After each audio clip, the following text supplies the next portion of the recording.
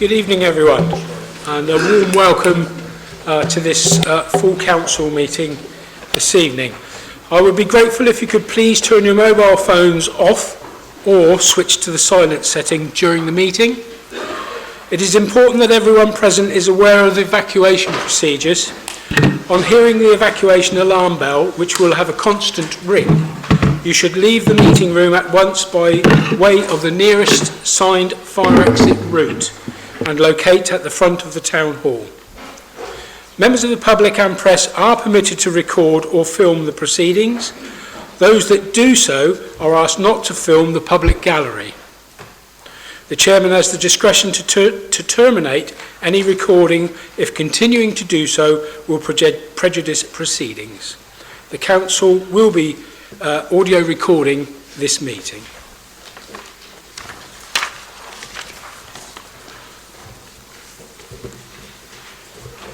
Agenda item 1, apologies for absence. Chief Executive. Thank you, Chairman. Apologies have been received from Councillor Peter Hall. Thank you. Agenda item 2, declarations of interest. None received. I think Councillor Brooke wishes to make a declaration now. Councillor Brooke. Fine. Thank you, Chairman. As the Council's representative on the board of Bournemouth Development Company, it's item 7D, minute number 134. Thank you, Councillor Brooke.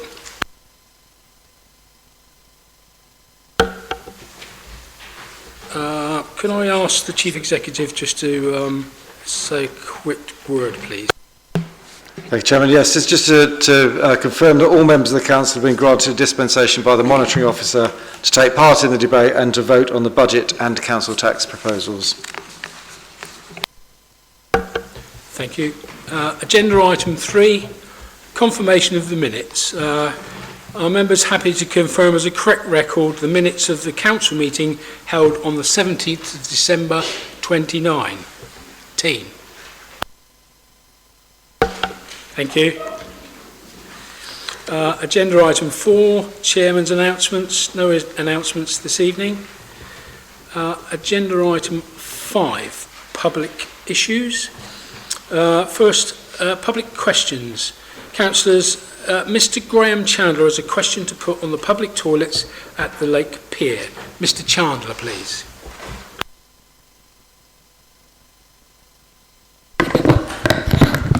Mr. Chandler, if you'd like to come up and use the microphone. Speak to the right. Yes, okay. Chairman, members, in June 2019, the public toilets at Lake Pier were closed in respect of maintenance issues. An election pledge made by the now leader of BCP was to refurbish and reopen closed toilets. Lake Pier was one of those which was specifically identified. Visitors to Rockley Park use the beach at Lake Pier, and the car park is invariably full to capacity with people who come to enjoy water sports. Can the leader provide detailed assurance of when the refurbished building will be brought back into use or a new facility will be affected? Thank you. Thank you, Mr. Chandler. Leader, please. Thank you, Mr. Chandler. It's lovely to see you again, looking so well. For those public who aren't aware, former Councillor Graham Chandler. The agreed reopening and refurbishment programme has been formulated to avoid peak periods such as school holidays, as it's preferable to not carry out works during these periods and utilise windows of opportunities in early and late spring and the autumn. All refurbishments are extensive and not just decoration due to the serious deterioration in the infrastructure of buildings such as walls, roofs, plumbing and electrics. The quay toilet was refurbished and reopened in October 2019. Sadly, they have since been vandalised quite heavily, so we're having to keep on replacing parts. Works are currently in progress to refurbish Pool Park toilets, and the Haven is programmed to be refurbished in the autumn. Lake Pier was essentially condemned and closed due to notice being served by building surveyors resulting from roof failure and extensive damage to the internal electrics. The pumping station outside the building, which is integral to the process of conveying waste up the nearby steep slope to connect with the water company's sewage system, is also defective. The funding allocation provides a one-off opportunity to improve the facilities for residents and visitors at Lake Pier, and rather than extensively refurbish and reopen a toilet block that is potentially too large for its actual need, it could be linked with an adjacent cafe, either in its current position or another part of the car park. Due to the nearby site of special scientific interest, any change in this area has to be agreed with Natural England and the Planning Authority, and these discussions are already taking place. Work is also well underway on potential design options, together with contingency plans to refurbish and reopen the public toilet block, should agreement not be reached, and of course to replace the sewage pumping station that goes alongside. It should also be noted that temporary toilets have been in place at this location for the duration of the closure, since closure. Thank you, Leader. The next question this evening is from Mr. Ian Clark, who has a question to put on the Wessex Field Development and Consultation. Mr. Clark, please.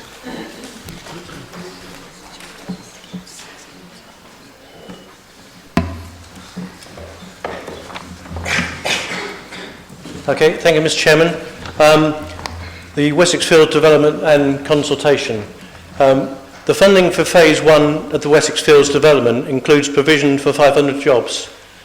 The current plan is to only build the road from the A338 up to the boundary line, as some of us know that as the road to nowhere, of the development until a decision is made as to the use of the site, which is currently out for consultation. Can the Council answer the following three questions?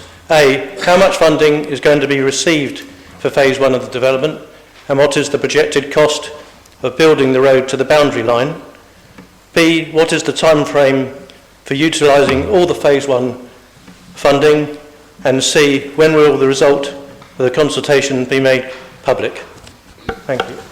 Thank you, Mr. Clark. Councillor Hadley. Thank you, Mr. Clark, for your question concerning Wessex Fields. Three parts, three questions. How much funding is going to be received for Phase 1 of the development, and what is the projected cost, was your question. Phase 1 of the development, which includes the junction from the A338 and the road to the boundary of the development site, has a budget of 3.2 million, which will be funded by DLAP. Currently, the project construction costs for Phase 1 are within that budget. What's the time frame for utilising all the Phase 1 funding? The time frame for utilising all of the Phase 1 funding set by DLAP is March 2021. However, these works are currently programmed to be completed by September 2020, well within the funding window. The third question, when will the results of the consultation be made public? A Cabinet paper is being prepared which analyses the results of the public consultation, which closed on the 31st of January 2020. The paper will be considered for recommendation at the Cabinet meeting on the 18th of March 2020. The agenda and papers for consideration will be published by close of business on the 10th of March and available online. Minutes showing the result of the Cabinet meeting will be published afterwards in the same location on the BCP website. Thank you. Thank you, Councillor Handley. Next question is from Melissa Byers, who has a question regarding SEND. However, I understand that Marion Burgess, Independent Carer Foundation, will read out the question on her behalf. Thank you, Ms. Burgess.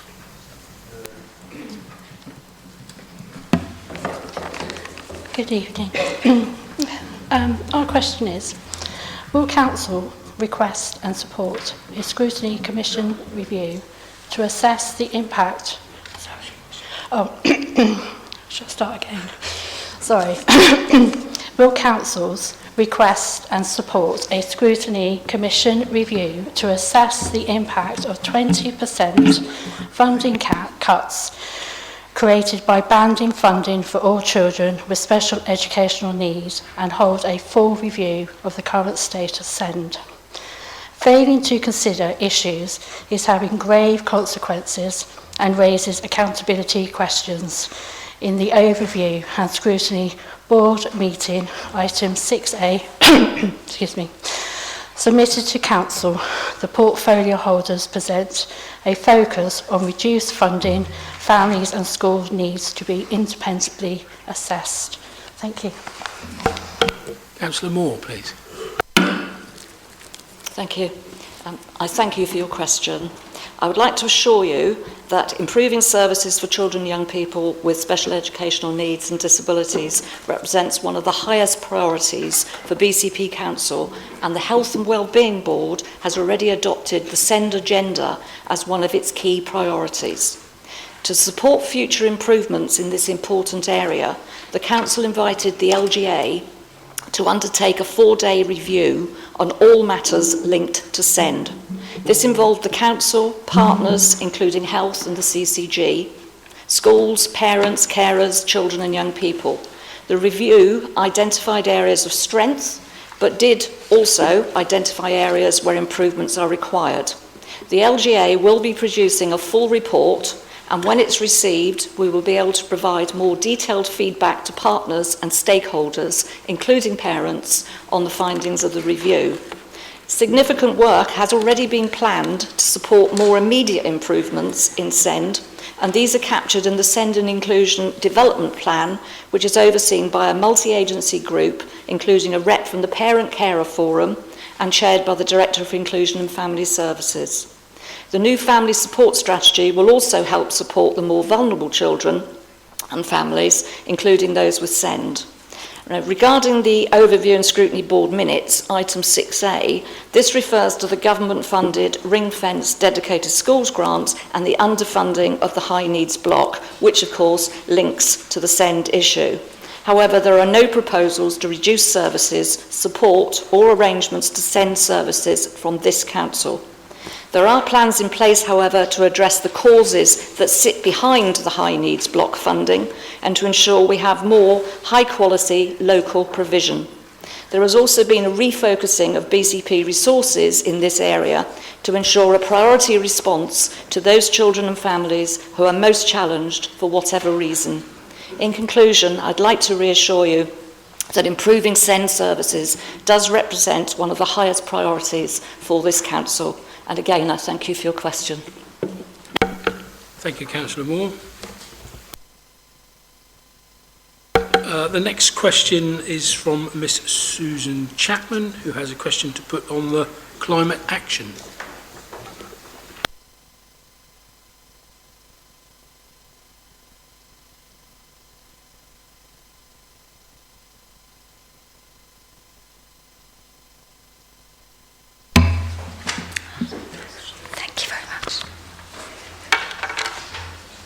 Good evening.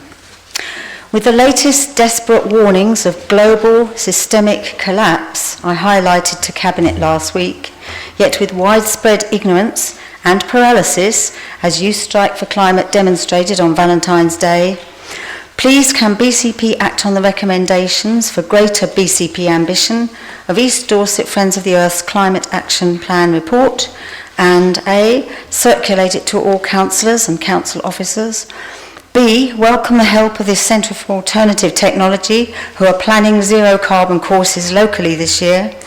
And C, communicate the following slideshow and other information to all councillors and officers with a user-friendly version for the general public. And it's a link to a climate presentation. Thank you. Thank you, Ms Chapman. Councillor Rice, please. Thank you. Thank you for your question and for highlighting the excellent work done by the Centre for Alternative Technology. I know people that have worked at that centre, and I have visited the centre myself and would actually thoroughly recommend a trip to every councillor in this room. It is set in a beautiful spot in Wales. It's quite a long trip, but it is absolutely fascinating, and they have been working on climate agenda for many, many years now. The Council welcomes all engagement on the subject of climate and ecological emergency, and we will be engaging with residents shortly on how we can best tackle this important subject. In the meantime, we will continue to encourage all officers and members to consider how they might contribute to the solutions necessary to meet this agenda. We have arranged for a presenter from Zero Carbon Dorset, the local advocate for the Centre of Alternative Technology's Zero Carbon Britain initiative, to speak to members and officers on the scale of the climate problem and ways to address the emergency. This will be in the first and second week of March. The Council will also be taking part in their next conference, which is currently planned for the 20th of March at Bournemouth University. The report and slideshow referred to will be made available to our Climate Action Members Working Group for consideration for making it available to all officers within the Council along with other climate emergency material. Many thanks for your suggestion and your ongoing support and dedication to help the Council achieve the necessary steps to tackle climate change urgently as is needed. Thank you. Thank you, Councillor Rice. And our final public question this evening is from Mr. Graham Tuffin, who has a question to put to the Council on SIL. Mr. Tuffin, please.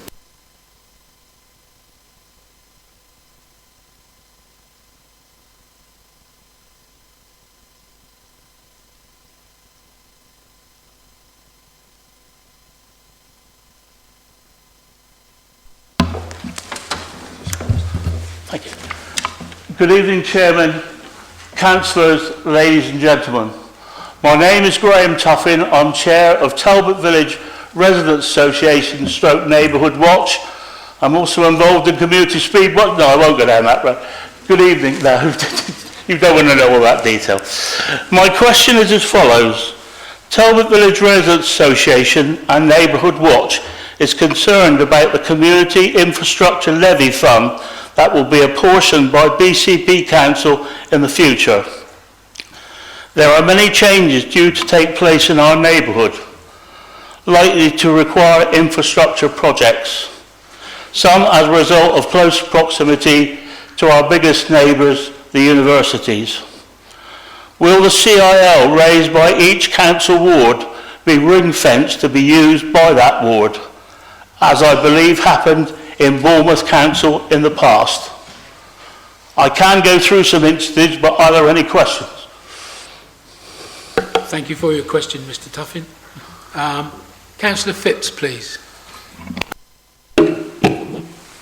Thank you very much, Mr. Tuffin, for your question. Cabinet has agreed a new system for distribution of the SIL neighbourhood portion from the 1st of October 2020.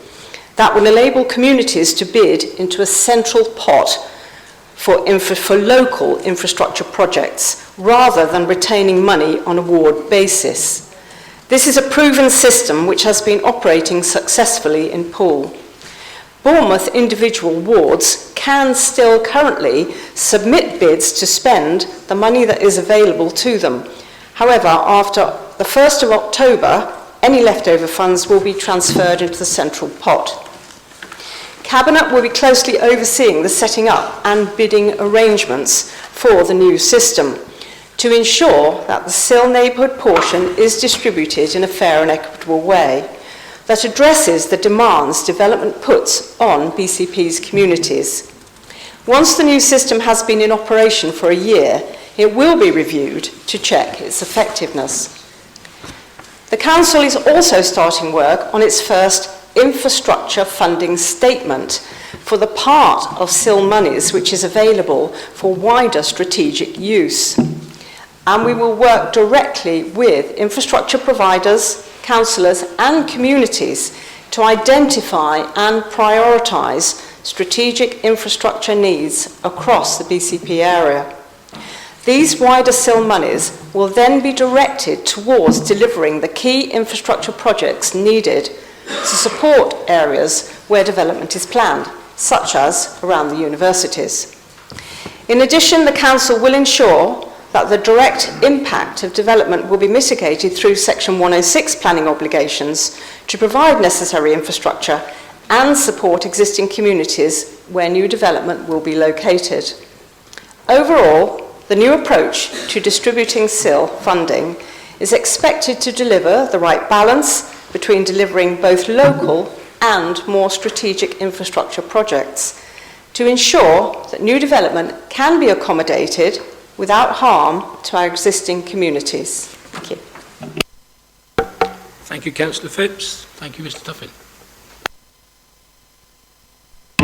Is because of our big neighbours. Mr. Tuffin, you're entitled to ask a question to the council, Right. which you have done and which has been answered. So Right. if you'd be kind enough to retire, please. Okay. Thank you very much. Thank you very much. Thank you. The next item on the agenda, members, is statements to the council. Mr. Brown has a statement he wishes to make on 5G. Mr. Brown? No, Mr. Brown? Okay. Emma Johnson has a statement that she wishes to make on 5G.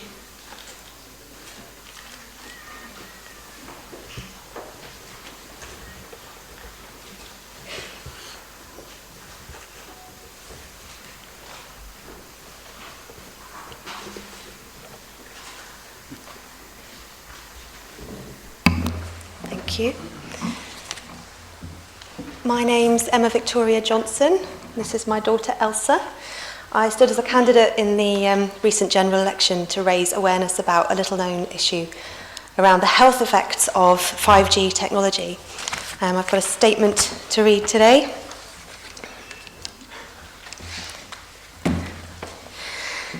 In the words of Dr. Martin Paul, putting in tens of millions of 5G antennae without a single biological test of safety has got to be about the stupidest idea anyone has had in the history of the world. 273 independent scientists and doctors signed the 5G appeal, urgently calling for the EU to halt the rollout of 5G due to serious potential health effects from this new, untested, unregulated and uninsurable technology. On the 22nd of February, we have the second 5G and EMF's community meeting for BCP at the Beaufort Community Centre in Southbourne. I urge you all to consider attending to learn more about this very real issue. And I've left some leaflets out there for anybody that would like one. Thank you, Ms. Johnson.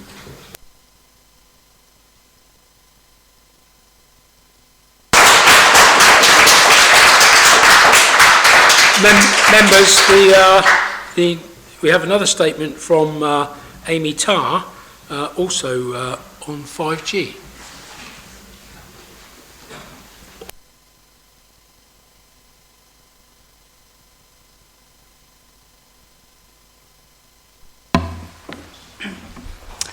Hello everyone, my name is Amy Tarr. I'd like to read out a statement.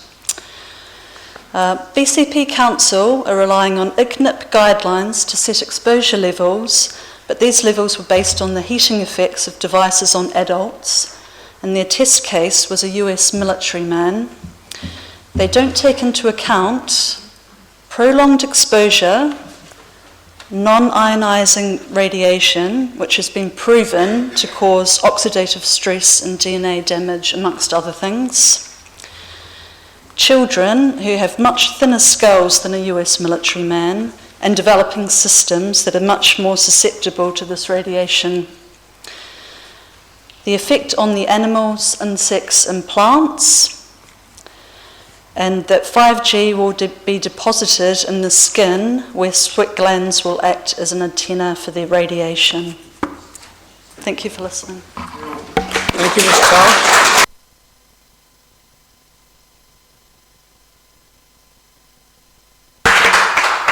The next item, members, is petitions, and there are no petitions received by the council during this period.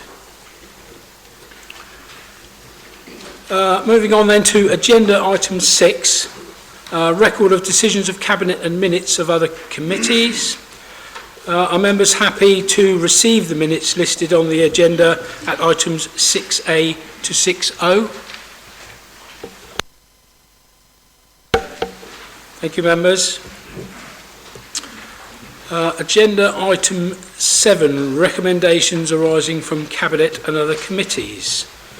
First, Audit and Governance Committee, 23rd of January 2020, minute number 63, the BCP Constitution, and I understand that Councillor Beasley will introduce this item. Councillor Beasley. Thank you, Chairman. I move the recommendation of the Audit and Governance Committee of the 23rd of January 2020 at minute number 63, as set out in the Notice of Council, and seek a seconder.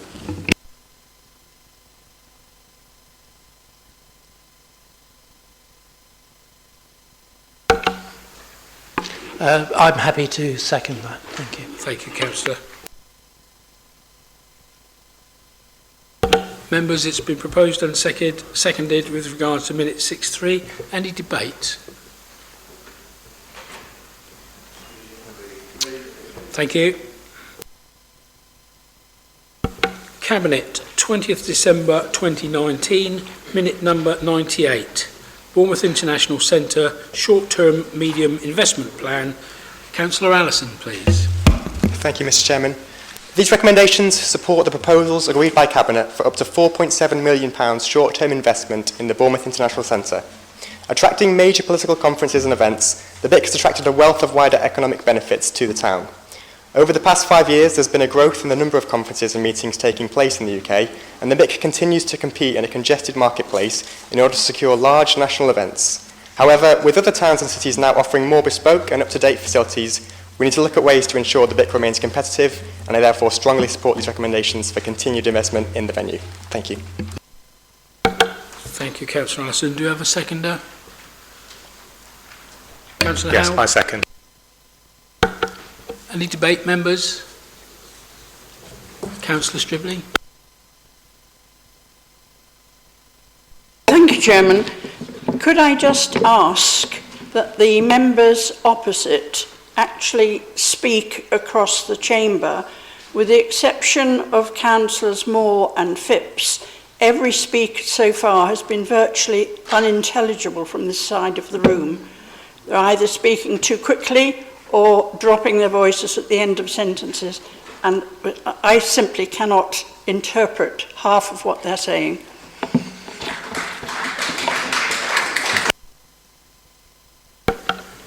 I'm sure members will do their best to speak eloquently, and hopefully the audio system is working correctly. Any debate? Can I put it to the vote then? Thank you. Minute number 102, Poole Harbour Recreation Supplementary Planning Document. Councillor Phipps, please. Thank you, Chairman. This is an important supplementary planning document to ensure any development in Poole is mitigated to avoid adverse impact on the Poole Harbour Special Protection Area and Ramsar site. The mitigation strategy is in two parts: strategic access, management and monitoring, and Poole Harbour infrastructure projects. The document is prepared jointly with Dorset Council, as it applies to the Purbeck area as well, and it covers 5 years to 2024. I'd like to propose that the Council adopts the document as set out in recommendations at minute 102. Thank you. Thank you, Councillor Phipps. Do we have a seconder? Yeah, I second the recommendations. Thank you. Any debate, members? Members happy to accept the minute? Thank you. Cabinet, 15th of January 2020, minute number 110, transition to a sustainable fleet strategy. Councillor Rice, please. Please do interrupt me if you cannot hear me clearly. This report is for a 2-and-a-bit-year interim fleet replacement strategy for priority vehicles that are either past their expected life and costing significant maintenance costs, or due to be replaced so that BCP Council does not risk service failure. There is also an aspect regarding the future sustainable fleet strategy within the report. Thank you. Thank you, Councillor Rice. Do you have a seconder? I second the... Thank you, Councillor Hadley. Any debate, members? Members? Councillor Butler.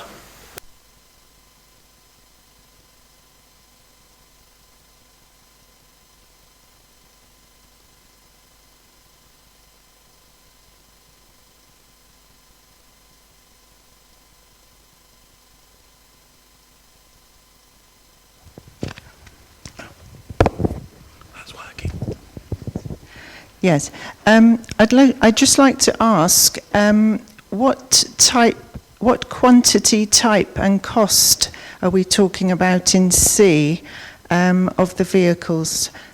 you're quoting 4 million. So I'd just like to know which ones are deemed critical, because obviously all our vehicles are needed. Councillor Rice. Yeah, thank you. This was discussed at overview and scrutiny. There is quite a significant spreadsheet which I can forward to you, which has a whole list of a variety of different vehicles. Obviously, we have a lot of vehicles within the council, so they're all at different stages, and there's a lot of work that's been put into prioritising which vehicles are the ones that will be needing to be replaced sooner rather than later. Yes, so I can get that information to you. It's a very large piece of work. The officers have worked extremely hard on this. Thank you. Thank you, Councillor Rice. Any further debate or questions? Members happy to accept? Thank you. Thank you. Minute number 115, Council Tax Base 2021. Councillor Brown, I understand that you will move this recommendation.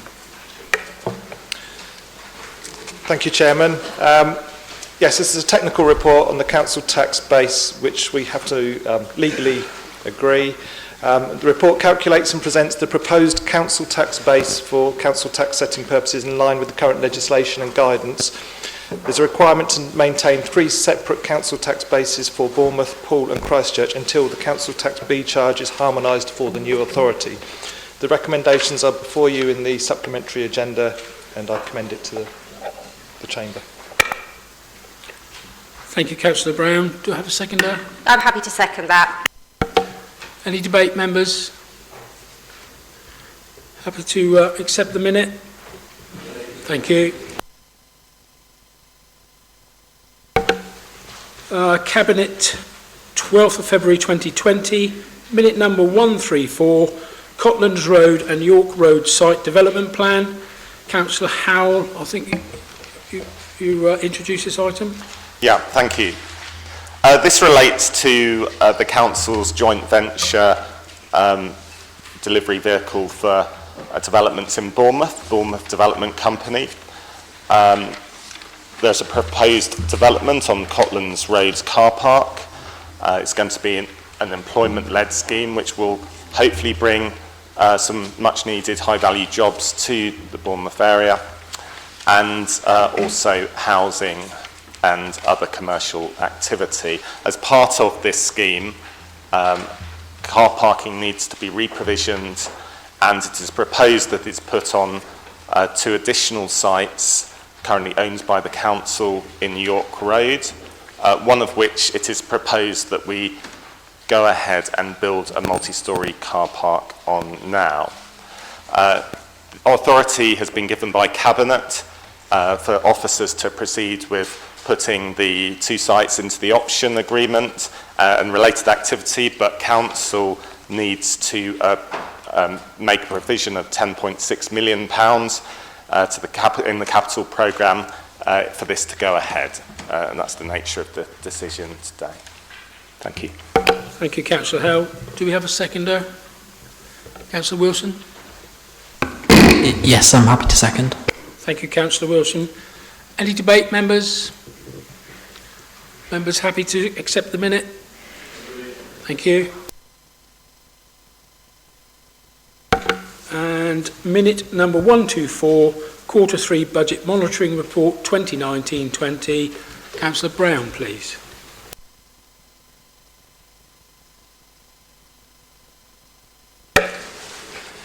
Thank you, Chairman. The purpose of this report is to present the Council's performance against budget for the period 1st of April 2019 to the 31st of December 2019. In summary, the General Fund revenue projected outturn for 2019-20 is a pressure within services of £5.3 million. These pressures will, though, not result in a deficit, as additional resources were allowed for within the overall budget approved by the BCP Shadow Authority in February 2019 to manage the greater than normal level of uncertainty in the first year of the new council. These additional resources are a £2.5 million revenue-based budget contingency designed to cover ongoing pressures not recognised or foreseen in service budgets, and a £6.5 million in-service specific financial resilience earmarked reserve designed to enable the services to manage any one-off emerging issues as they strive to deliver the seamless transfer of services. The position in the third quarter can be compared to the £4.5 million pressure forecast at the end of the second quarter, and the most significant change being in adult social care, who are now predicting a £1 million overspend. The report also sets out a report from the Director of Adult Social Care about the projected overspend, and a report from the Corporate Director for Resources setting out actions being taken to mitigate the pressures within that directorate. The recommendation before Council is to release up to £2.7 million of the Financial Resilience Reserve to allow services to maintain their projected level of activity and related spending plans to deliver on agreed priorities. The recommendation is before you, and I commend it and ask everybody to support that recommendation. Thank you, Councillor Brown. Do we have a seconder? I'm happy to second that. Thank you, Leader. Any debate, members? Members happy to accept the minute? Thank you.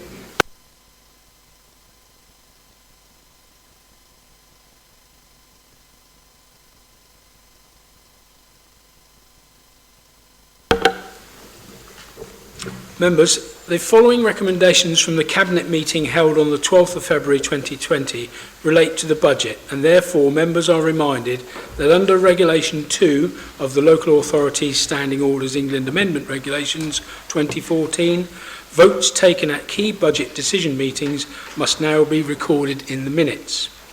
I will therefore ask the Chief Executive to take recorded vote on the following recommendations from the Cabinet on the 12th of February 2020 as they relate to the key budget decisions.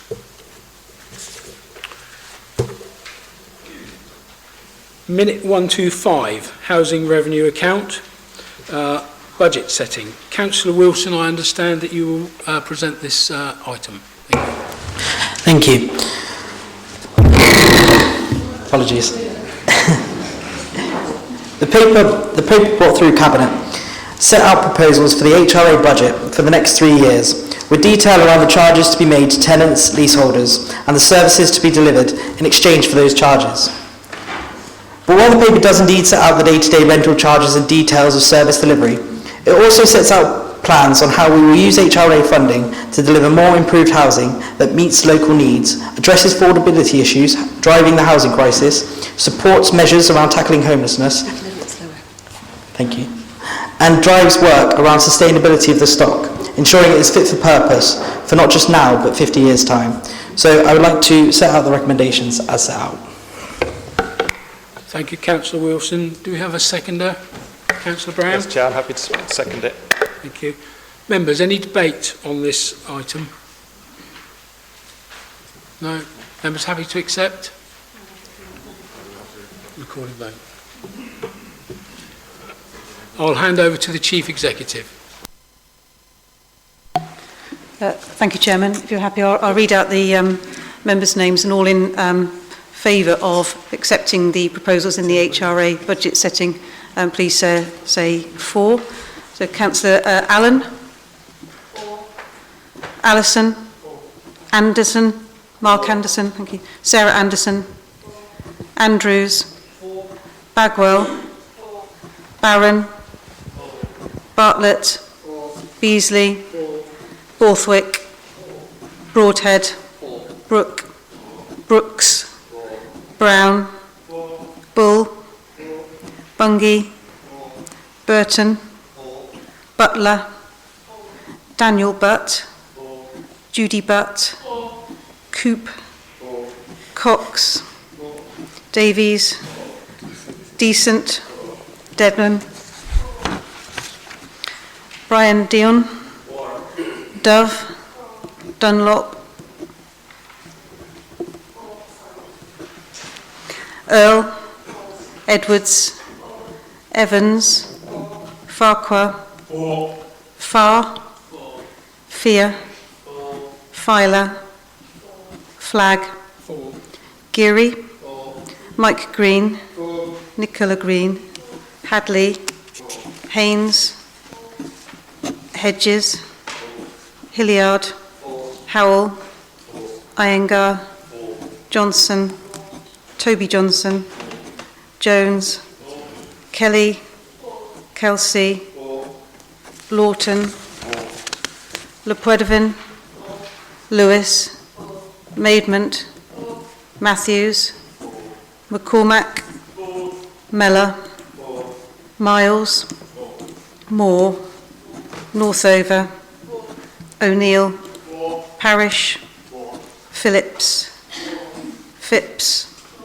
Rampton, Rice, Rigby, Robson, Rocco, Slade, Stribley, Trent, White, Williams and Wilson. Thank you, members. Thank you, members. Moving on then to minute number 123, dedicated schools grants, schools and early years funding formula 2021. Councillor Brown, please. Thank you, Chairman. I'm pleased to present this report on the dedicated schools grant, schools and early years funding formulae for 2020-21. The Council is required to set funding formulae for early education and childcare for those aged 2 and 3 and 4, and also for mainstream schools for reception to Year 11. Consultation has taken place with all relevant providers, with schools and with the Schools Forum.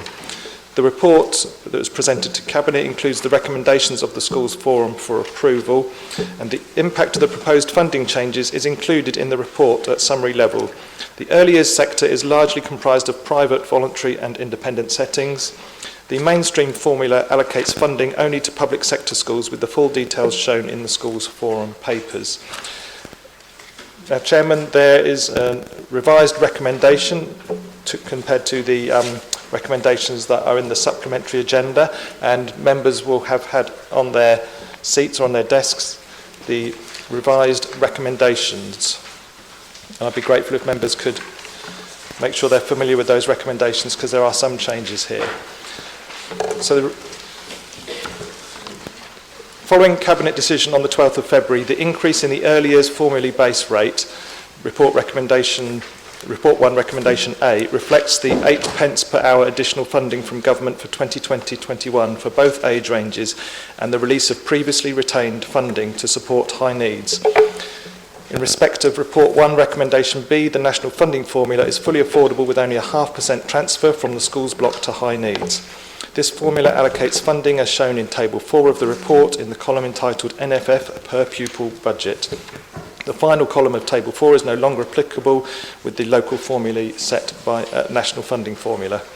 In addition, the Council's received a letter on last Thursday, the 13th of February, from the Department for Education, in which they've notified us that the Secretary of State has refused our application to use more school funding to support the high needs block. We will look at whether we can appeal that decision, whether there are other routes that we can take, and see whether government resolves the national position as we believe that it must. However, the net effect would cause a £2 million gap between the accumulated deficit on the dedicated schools grant and the forecast balance on the financial liability earmarked reserve being held in mitigation as a counterweight to the deficit on the Council's balance sheet. If we cannot find an alternative mechanism, then we will make this the first call on the residual financial resilience earmarked reserve. This means that we still have a balanced and resilient budget where we have dealt with the challenge set for us by government and by the preceding councils. It should also be highlighted that the gap is £2 million, not £3 million, because the Schools Forum approved that surplus school block funding after the 0.5% transfer can be held in the school block contingency and not allocated through the formula to schools. This retains £1 million within the account, which is expected to offset the accumulated deficit. This position is supported by the external auditor. So, Chair, the revised recommendations as detailed on the separate sheet in respect to those two reports are as detailed. Recommendation A, the early years formula base rate is increased from 2019-20 by 13 pence per hour for 2-year-olds and 12 pence per hour for 3 and 4-year-olds. Recommendation B, the mainstream schools formula is set to mirror the national funding formula. The previous recommendations C and D are no longer required, and recommendation E remains unchanged. Thank you, Councillor Brown. Do we have a seconder? Yes, thank you. I'm happy to support the revised recommendations. Thank you. Thank you, Councillor Moore. Any debate, members? No? In order to expedite the vote, can I ask if there's anybody against at all? So we're all in favour? Just check abstentions. Abstentions, sorry. Any abstentions? Councillor Butler. And Check everybody else as being in favour. and everyone else as being in favour. Happy with that? Thank you.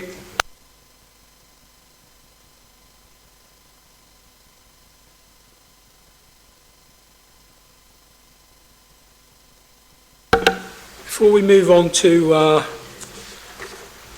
item minute 122, in accordance with the provisions of the Constitution, it has been agreed in advance with the political groups that the following allocation of time would be applied for the debate on minute 112 2020-2021 budget and medium-term financial plan.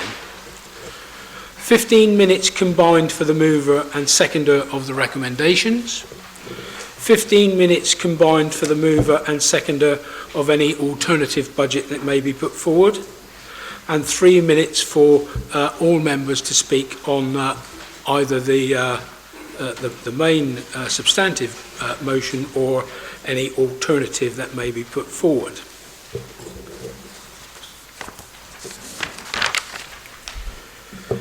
Minute number 122, 2020-21, Budget and Medium-Term Financial Plan. Councillor Brown, I understand you will present this item. Thank you, Councillor Brown. Thank you, Chairman. Hopefully Democratic Services will now distribute among members and the public a copy of my budget statement. So if it's okay, I'll just leave a couple of minutes for those to be passed around before my 15 Thank you, minutes Councillor starts. Brown.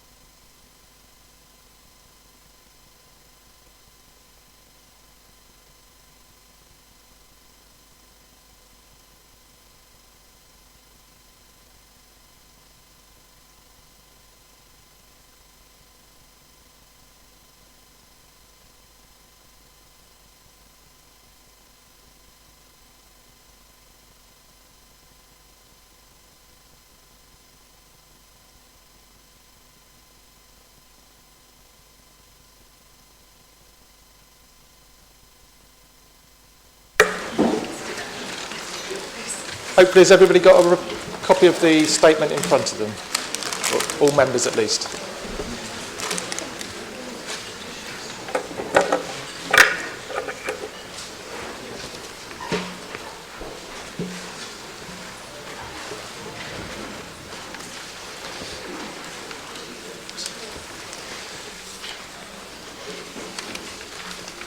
Okay. Members, officers and residents, I'm pleased and proud to present this first BCP Council budget and medium-term financial plan since the formation of BCP Council in April 2019 on behalf of the Unity Alliance Administration. This is a responsible, fair and sustainable budget which invests in the priorities we've agreed following consultation with our communities and protects frontline services for all our residents across Bournemouth, Christchurch and Poole. Firstly, I'd like to record our thanks for the work of the Chief Finance Officer and his staff for the way in which they've managed the Council's finances amid the challenging environment of local government finance. This is a difficult and testing time for the Council in continuing to deliver good services and improve the lives of people across Bournemouth, Christchurch and Poole. So on behalf of the Unity Alliance, I would like to extend our sincere thanks to all staff and to the trade unions for their continuing commitment to the new Council, for the way in which they've worked to find ever more efficiency savings and yet still deliver good services for local residents. The approach of Conservative governments over recent years to drastically reduce funding for local services, combined with the increased demand for statutory services, makes budget decisions more challenging every year. This year's budget for 2021 and the medium-term financial plan up to 2023 is presented against this backdrop of ongoing cuts in government funding for local authorities. The age of austerity has not ended as far as local government and local services is concerned. This budget continues to manage the £103 million annual reduction in the Council's core funding from government, comparing this coming financial year against 2010-11. It is based on only £3 million in core unring-fenced government funding in anticipation that this will be removed from 2021-22 financial year onwards. This budget delivers a further £9.4 million in annual service-based savings in addition to the £11.2 million delivered to support the current financial year budget, bringing the total service-based annual savings following local government review to £20.6 million. These savings prevent some of the cuts to services being implemented by other local authorities at this time. This budget develops a financial strategy to support the organisational redesign of the new council with up to £18.2 million being initially set aside. This will transform BCP Council into a modern, accessible and accountable council which reimagines and creates a 21st century organisation. This is a responsible and sustainable budget. This first Unity Alliance budget is responsible, fair and sustainable, which delivers on the commitments in our corporate strategy. The last Shadow Authority budget a year ago left gaps and black holes which were unsustainable. The growing pressure within the high needs block of the dedicated schools grant was only addressed partially for 1 year, and no provision was made for the growing multi-million pound deficits for future years. The multi-million pound cost of replacing an ageing fleet of vehicles, especially refuse collection vehicles, was left unfunded. The pension liabilities and associated funding gaps brought into BCP Council by the preceding authorities were at different and unequal levels. This budget addresses all of these issues to deliver a responsible and more sustainable budget which will provide future financial security and stability for BCP Council. Budgets are partly about money, but more importantly they are about priorities. The focus for BCP Council's proposed 2020-21 budget is investment that supports people's well-being and vibrant communities. In less than 9 months, we have developed a corporate strategy with delivery plans and measures of success. We have defined our future priorities for Bournemouth, Christchurch and Poole in consultation with our local communities. We are now demonstrating our commitment to delivering on our corporate priorities by setting a budget that is built on our adopted guiding principles of well-being, investment and sustainability and highlights our strategic priorities of a sustainable environment, dynamic places, connected communities, brighter futures and fulfilled lives.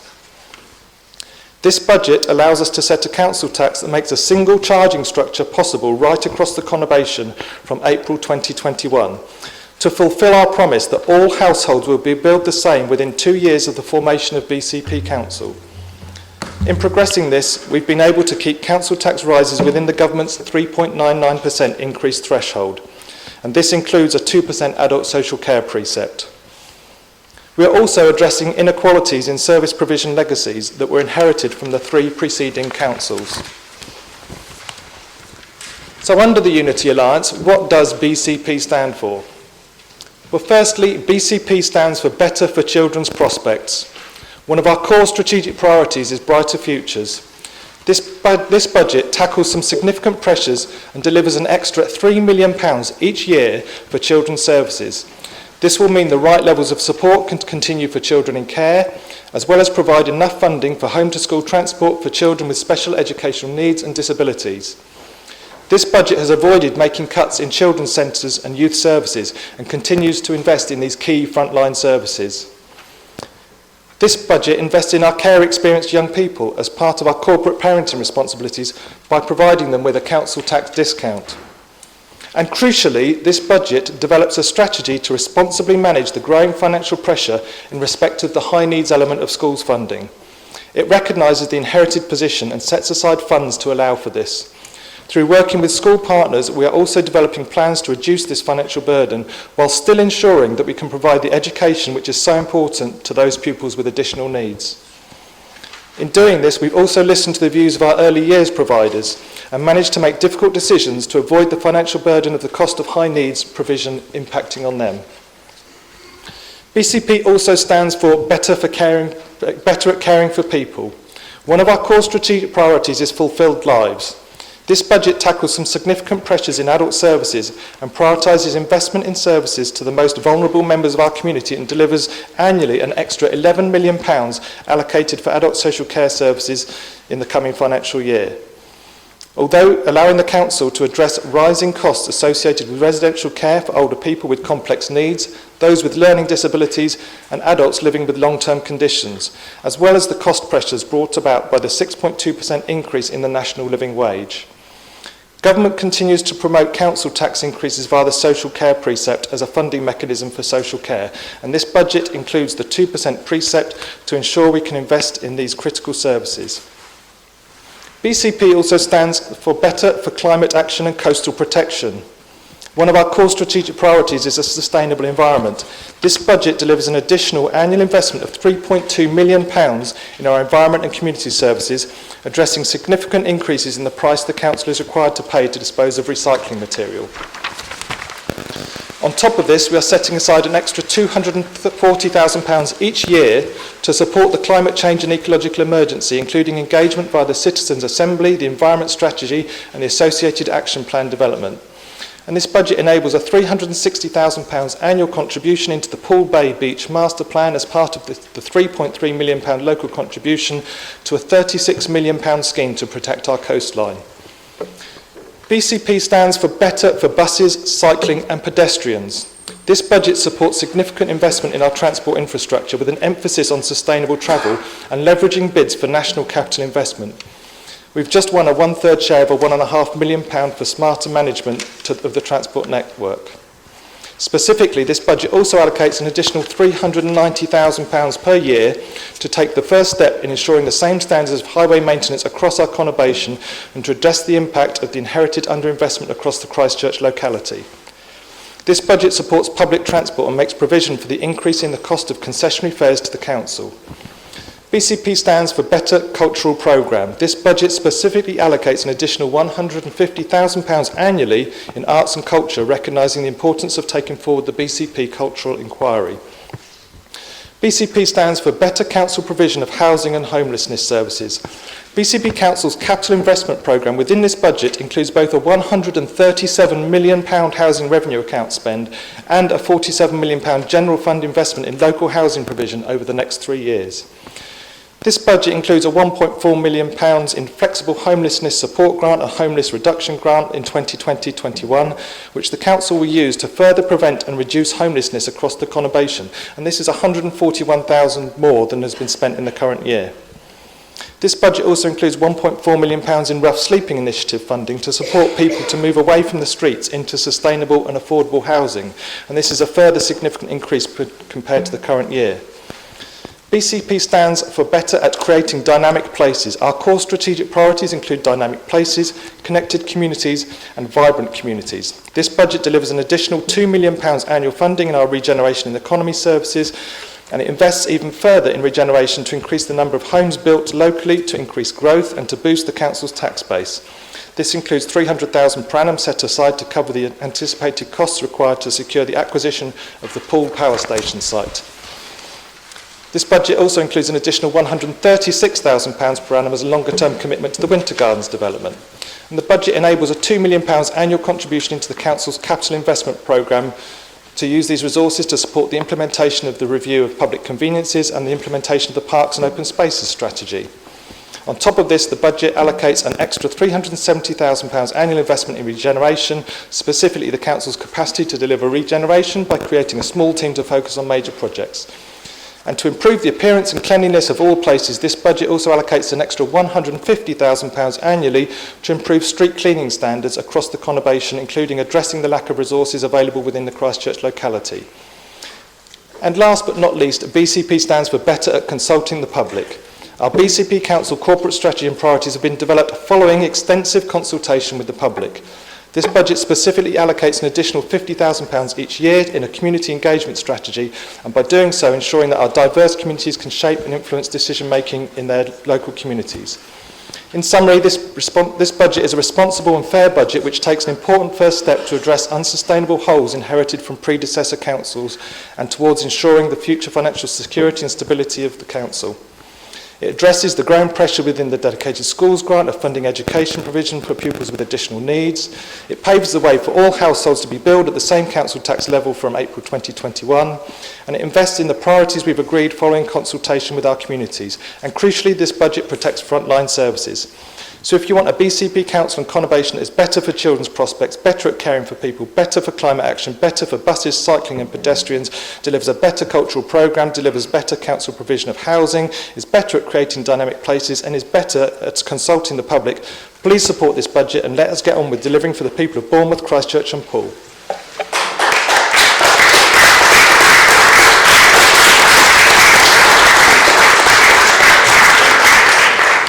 Thank you, Councillor Brown. Do I have a seconder, please? I'm happy to second that, but I'd like to reserve my right to speak.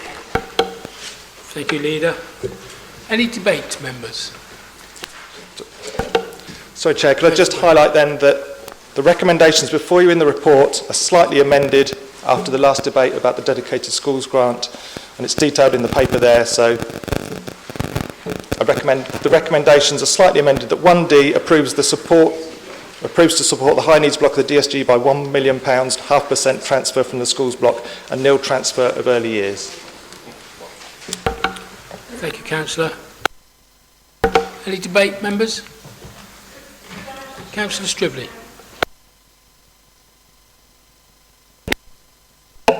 Thank you. Thank you for the presentation. For once I could actually hear everything Councillor Brown said because he wasn't looking down at his desk like that, he was looking out at the room. It does make a big difference. Thank you for that. My question is on the bottom of the third page. You say the budget invests in further regeneration to increase the number of homes built locally, to increase growth and to boost the council's tax base. This includes £300,000 per annum to cover the anticipated cost required to secure the acquisition of the Poole power station site.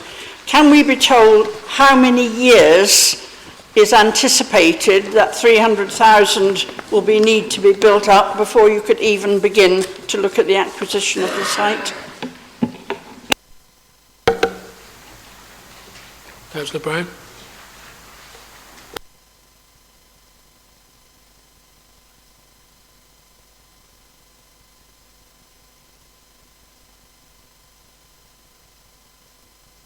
Councillor Lawton.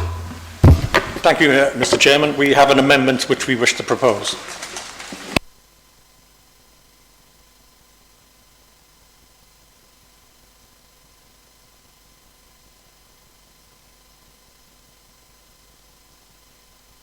Right, I understand the amendment is now being circulated to members.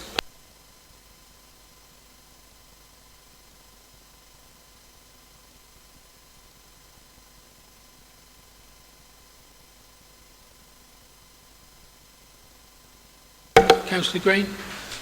Thank you, Chairman. May I just ask a question about the order in which we are doing this? Is the debate going to be about the amendment, first of all, and then once the amendment is voted on, there will then be a further debate on the budget or whatever the substantive is at that point. That's my understanding. And then a vote will be taken, yeah? That's my understanding, Councillor. Thank you. So there will be two opportunities to debate. Thank you.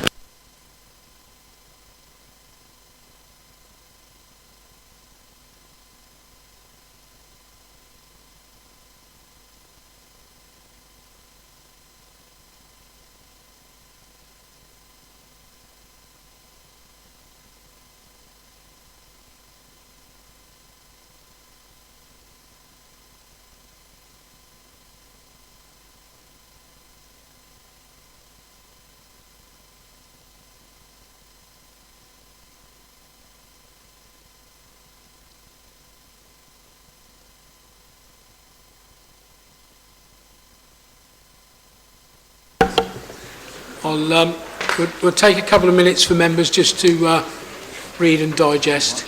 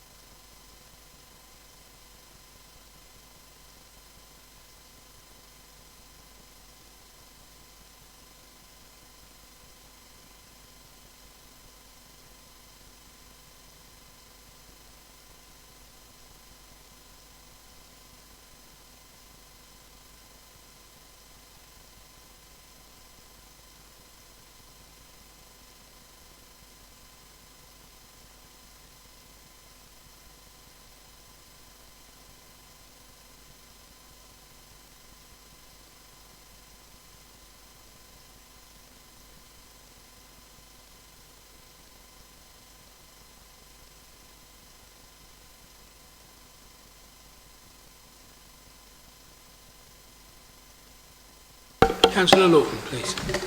Thank you, Councillor Flagg. And I would like to thank Councillor Brown for his better budget. I thought he was going to stick on his teeth the number of times he said better, better, better, but never mind. We are cautiously optimistic that the transformation which Councillor Brown has outlined will deliver on the forecast savings, although I am cautious that with the change of direction, i.e. examining or re-imaging the BIC project, the heart of the pool project, and the emphasis on climate change, there may be considerable financial impact over the term of our medium-term financial plan. We are conscious that this is a budget which follows on from our 2019-2020 budget, and it continues the direction of travel set by the Shadow Authority. Councillor Brown talks about fairness and harmonisation. We note from the papers that specific investments are being made to level up highway maintenance as well as street cleaning in Christchurch, which I'm sure will be welcomed by its residents, though the lack of investment there is a matter carried over from the legacy of Dorset County Council. We are told that further investment is needed to bring these services to the same similar standards as that which operate in Poole and Bournemouth. LGR is about harmonisation, and we agree that this needs to be brought across the board and to be fair. In the Cabinet's introduction to the corporate strategy, it is stated, and I quote, BCP Council wants to ensure that fairness to everybody through the planning and delivery of services. However, as an example, many residents face a much higher charge for their green bins, largely due to the fact they have only a 140 litre bin and other authorities have a 240 litre bin. We have previously highlighted this inequality, yet the administration has decided there is no need to harmonise the fees to ensure fairness, and it can be addressed in 2023. Saving green waste from landfill and ensuring much more composting is a win-win situation, whichever way we look at it. At the last Overview and Scrutiny Board, we heard from representatives of the Bournemouth and Poole bids. The most important and recurrent issues raised were aggressive begging and antisocial behaviour. The Bournemouth Town Centre bid has carried out a survey of visitors from the Christmas Wonderland. 3 out of 4 people said it was a great event, but due to the instances of aggressive begging, they would be unlikely to return on a future occasion. We need to put actions into a logical order. We urgently need to deal with these issues which show that we are listening. We need to deal with these issues which are causing our residents, business and visitors real concern.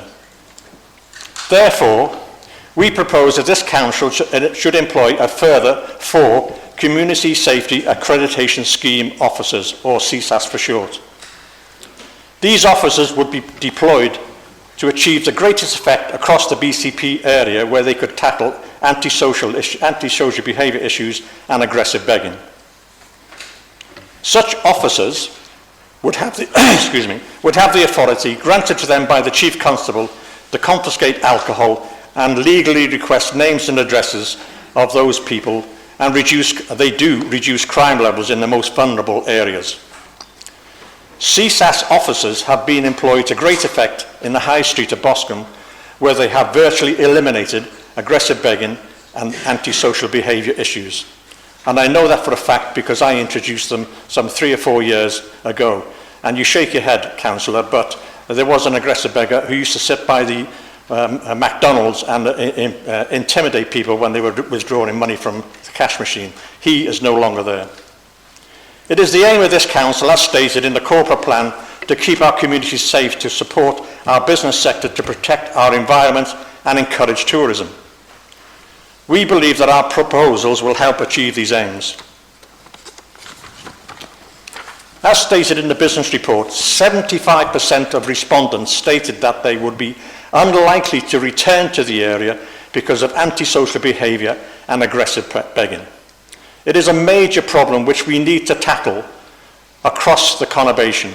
We cannot no longer ignore it. This proves beyond doubt that urgent action is required by this administration to respond to these genuine concerns. I commend this motion to the Council. Thank you, Councillor Lawton. Do you have a second? Councillor Haynes. Yes, Mr. Chairman, I am happy to second this amendment. Could I speak as well, please? I thank Councillor Lawton for setting the scene for the amendment from our group. In accordance with our constitution, this was submitted to our Section 151 officer, Mr. Richards, within the deadline, verified with the relevant corporate directors and assessed that it complies with the financial regulations in enabling a balanced budget still to be delivered. Just note that when Councillor Brown did his presentation, he talked about fair and responsible several times. I've read with interest the list of priorities spent and note that nearly 40% of the spend is allocated to Christchurch when they generate 14.5% of the total council tax for BCP. I guess this is part of the Alliance plan towards harmonisation of service. I further note in Appendix 1B that the precepts for council tax for Christchurch Town Council will increase by 51.39%. Curious. The reduction in council tax for BCP unitary charge is almost negated by this increase, resulting in a minor reduction in the council tax for all the households within this town council. It's just an interesting note there. Certain other areas of concern is that the base budget revenue contingency has been reduced from 1% to 0.4% in recognition of the levels of uncertainty from BCP's first year of operation. I think that in light of what Councillor Brown has stated with the amendment for dedicated school grants and high needs, which we all recognise is an issue for the council, that this position actually, I think, with the contingency probably needs further review. That, along with the current projected 5.3 million deficit for in-year MTFP, does raise cause for concern. So coming to the amendment that we have proposed, the reallocation is in line with your administration's corporate strategy of tackling antisocial behaviour, dynamic places, revitalising our high streets and supporting our local businesses and work with them to adopt a social, environmental and financial impact strategy, connected communities, ensuring that our community feels safe. So as Councillor Lawton mentioned, at our recent ONS board, we had representatives from Bournemouth Town, BH Coastal and Poole Bid. While the issues varied, all three stated, as has been mentioned by Councillor Lawson, that aggressive begging and antisocial behaviour is on the rise and impacted on footfall and number of visitors, both local and otherwise, to the towns. We also did hear from a representative from Christchurch, but their bid is still in the formation process. So it's just to make it clear that we didn't leave out Christchurch. Christchurch were invited, but they were still in the formative stage. And I think that the provision of extra CSAS officers will be most welcome by not just our business community, but by our residents that are put off from visiting our town. It is appropriate to redirect the funds from arts and culture and community engagement to fund this. As mentioned, the survey carried out by the Bournemouth Town Bid in response to the Christmas Wonderland event highlighted 3 out of 4 respondents, while complimentary about the event, said they would not return because they've been put off due to aggressive begging and related antisocial behaviour. We therefore need to deal with these issues to encourage return visits to our events. Your corporate strategy aims to continue to support and develop the nighttime economy through initiatives which reduce harm caused by alcohol and helps make residents, workers and visitors feel safe. There seems no point in developing new strategies, new cultural events, when visitors are not motivated to return. In Poole, rise in antisocial behaviour at the bus station as well as in parts of Ashley Road is of concern, along with aggressive begging in the town. Residents have lobbied for action to be taken to deal with these increasing problems. We know that CSAS operation has actually been in progress in Bournemouth and has been proven to be successful. Mr. Chairman, we have listened to these leaders in our business community. We have listened to our residents. We must act to tackle and deal with the very issues that cause visitors not to make return visits and presents a negative for attracting new businesses to our towns. We want it to be the dynamic place that is the corporate strategy, that's in the corporate strategy. And therefore, we feel that the reallocation of these funds to provide extra CSAS officers to work across the east and west of the conurbation is a good priority for us. We want to see this initiative continue and be funded by the extra 1.1 million provision set aside in, I'm sorry about this, Mike, for...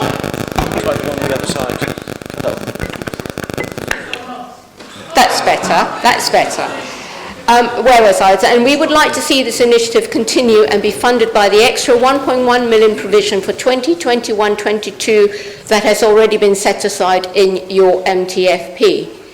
And it would also be good to start the accreditation scheme to cover Christchurch so that should there be a need to deploy these officers there, we are ready. Mr. Chairman, this amendment is in direct response to what our residents and businesses have told us.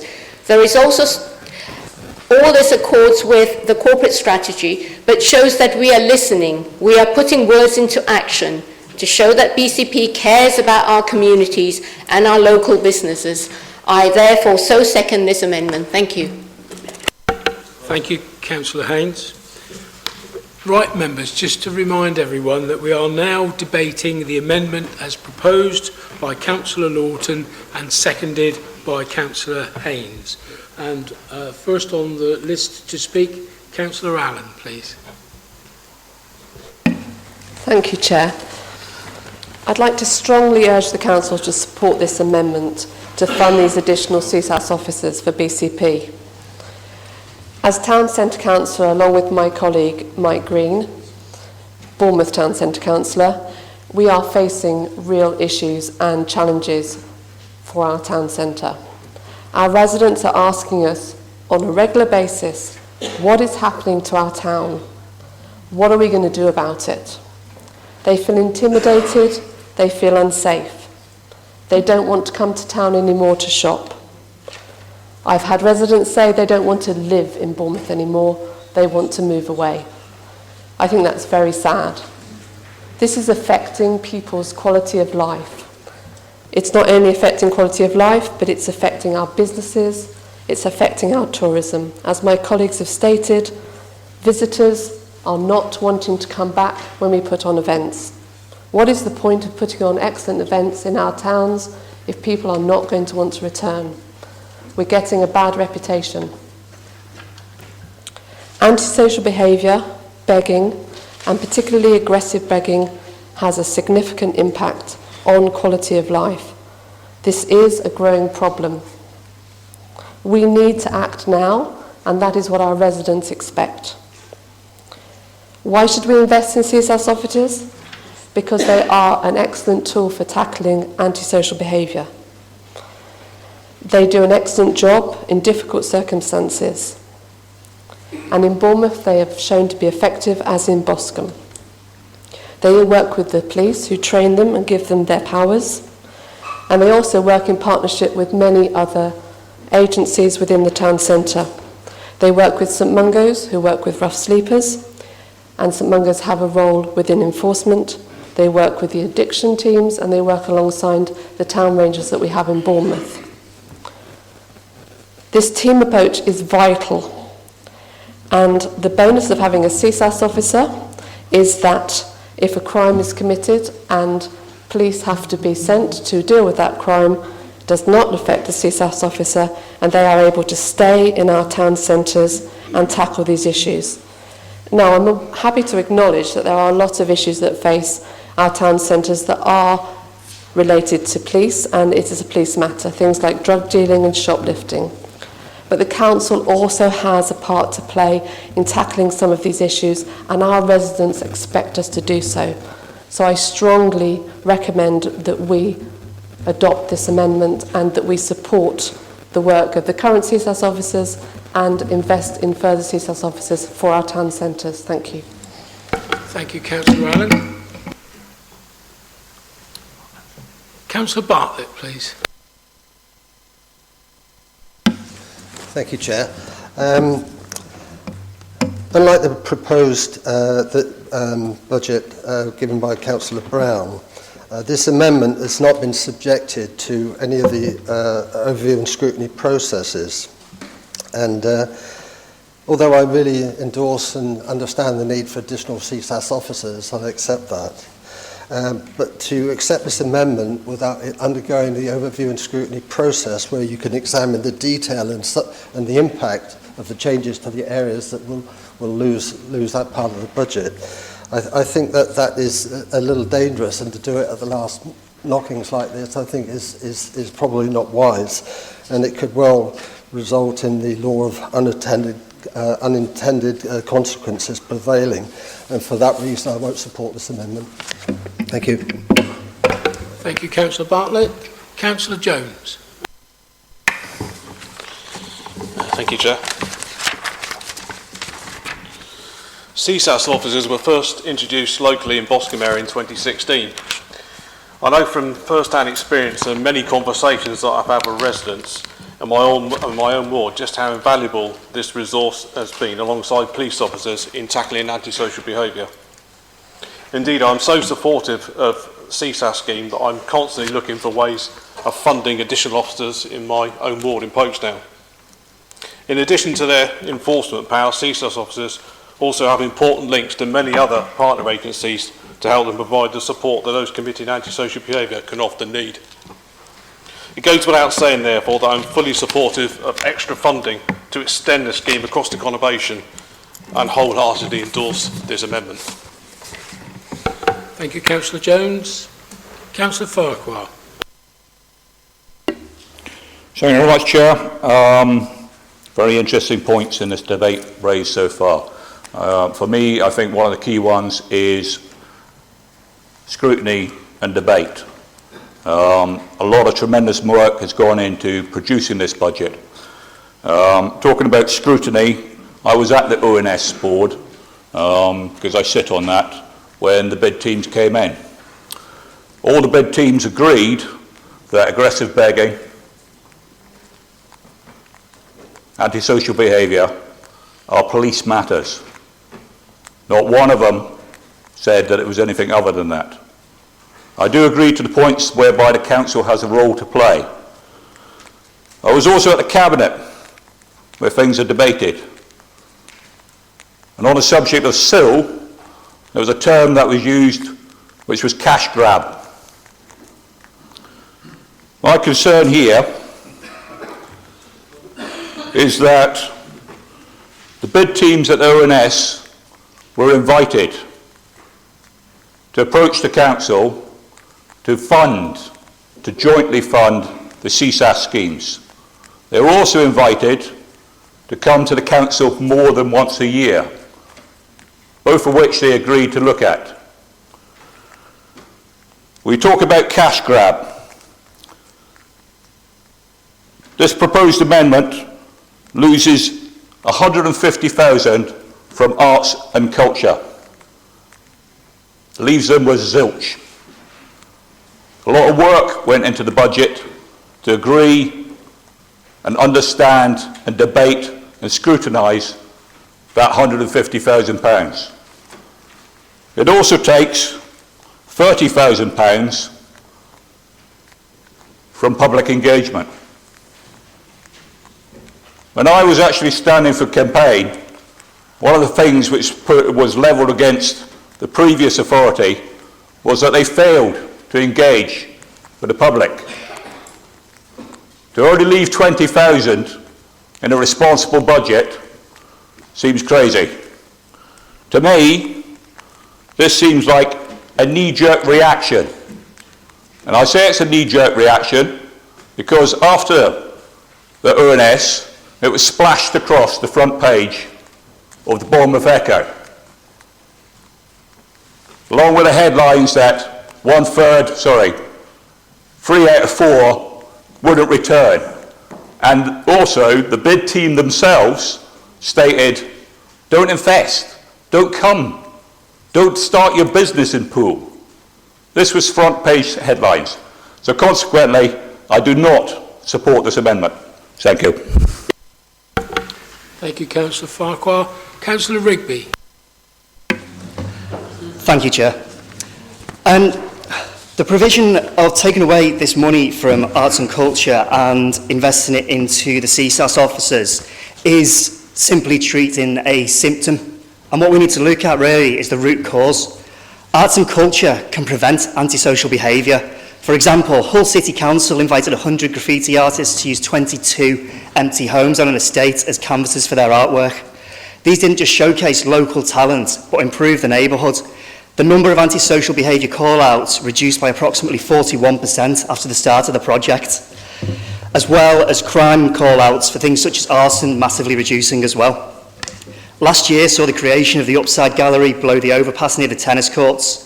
Already, this has helped bring into use an area with filming, photography and performance art regularly taking place there in a part of town which was never used. Again, a recent report published to the House of Commons by the Digital Culture, Media and Sport Committee summarised that cultural and sporting opportunity have an intrinsic value and can inspire personal success.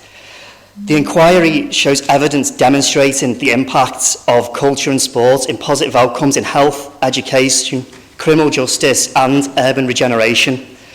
To just attempt to police antisocial behaviour treats just the symptom. We need to be looking at what causes it and how we can help stop people producing that antisocial behaviour. For that reason, arts and culture needs this money, so I cannot support the amendment. Thank you, Councillor Rigby. Councillor Dedman, please. Yes, thank you, Chairman. I can't support this amendment for various reasons. I want to clarify something that was said about Christchurch. There was a mention of Christchurch having more than its fair share, I think was the sort of implication, and that might well be true. Christchurch has a whole different set of things going on.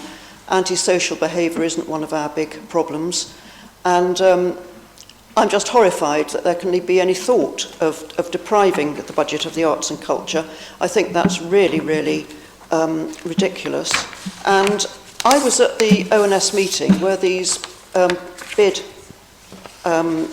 managers spoke, and I didn't get the impression that what the councillors on the other side have said was what they were saying. They were talking about antisocial behaviour, they were talking about businesses, they were talking rather sadly about businesses, or warning businesses not to come to pool. The whole point of a business improvement area is surely that you want to improve it. So I thought that was a very, very odd situation. And I think that what we're having now is a very odd situation, that Bournemouth, who are talking about the town centre, are talking down Bournemouth and saying we won't have arts, we won't have culture, as the previous speaker said. That is exactly how we get a lively and vibrant town centre. And I certainly couldn't support that. A lot of what is in this amendment is to do with the police. It's the police's responsibility. The final point I want to make is about a mention of the bid coming to Christchurch. That is very, very early days, and I'm not sure that you can say all of the 3 people from all of the bids came and they were all saying the same thing, because Christchurch was certainly not represented. Well, I think you probably did say that, or you implied it. So on behalf of Christchurch, I think that we have a whole different set of problems, but cutting the arts budget wouldn't solve them. Thank you, Councillor Dedman. Councillor Renigar.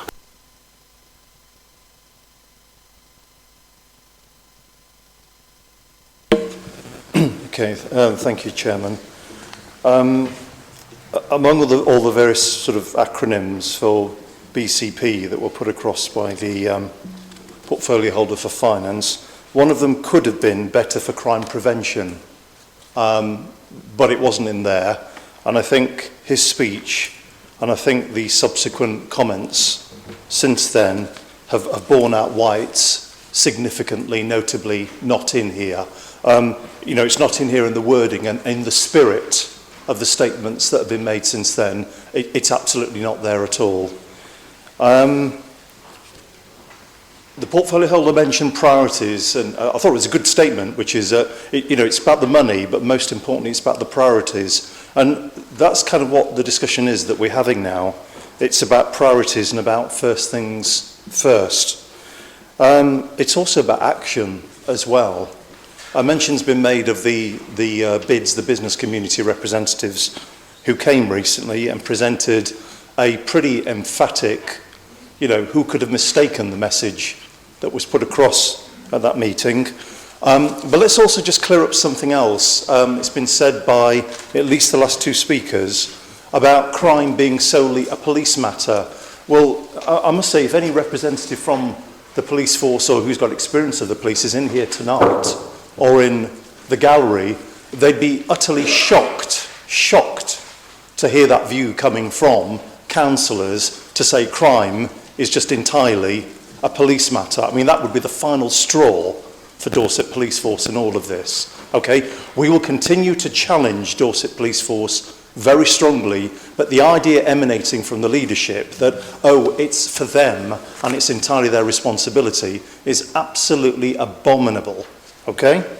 What's happened under the new administration, and if I can talk about important forums that we've had in Dorset, the Criminal Justice Community Safety Board has gone, the Criminal Justice Board has gone, much to the consternation of the Chief Constable, I might add, to take that Dorset-wide view of responsibilities. And you won't ask me, and I won't be able to name names in this, given the seniority we're talking about, but there's some concern that they've gone. Absolutely some concern that they've gone. The CSPs, the Community Safety Partnerships, that are our statutory bodies, are working now, and of course we'd have 2 of them, so we don't have a joined up Dorset view of things. And come on, we're not that big of a county that we can't have a joined up Dorset view on county lines and various other things, such as knife crime, hate crime, and various other things that require that county-wide perspective. Okay? The Police Crime and Commissioner, and I will mention his title, wrote because the letter was shared with the police and crime panel about his concern over the lack of political leadership in the drive to reduce crime. It was a shared letter. Thank you, Councillor Nagar. You've had your 3 minutes. Okay. Thank you very much indeed. I support the amendment. Next on the list, I have Councillor Broadhead. Thank you very much, Mr. Chairman. I too tried to pepper my speech with BCP acronyms, but unfortunately I just came up with too many rude words, so I won't get down that direction. First of all, I'd just like to respond to the comments from Councillor Farquhar in particular about the removal of all the money from arts and culture. I think we need to be really clear what we're talking about here. We're talking about the 1.4 million extra per annum invested in corporate priorities. So this is extra money. This is not a removal of all the arts and culture budget. These is identified areas where you want to pump prime extra money into and where those priorities are. Now, Mr. Chairman, I was the chair, obviously, of the ONS board that brought the opportunity for the bid managers to speak and bring their evidence to us, particularly about the high streets. And as we've heard, those of us what they heard, we've seen in the press that their analysis was indeed very shocking. We've heard about the 75% of visitors put off visiting again because of ASB and aggressive begging. But actually, for me, it was the objective statistics that were the most enlightening. Since this administration took over, there has been a doubling in the number of rough sleepers and an inexcusable 400% to 500% increase in records of aggressive begging. Now, Mr. Chairman, some members of the administration have pointed out that these are national problems that affect all areas, and of course they're right, but everywhere has some of these problems, we know that, but I know of nowhere else in the country that has seen such a rapid increase in the problem and a rapid deterioration in the state of our towns.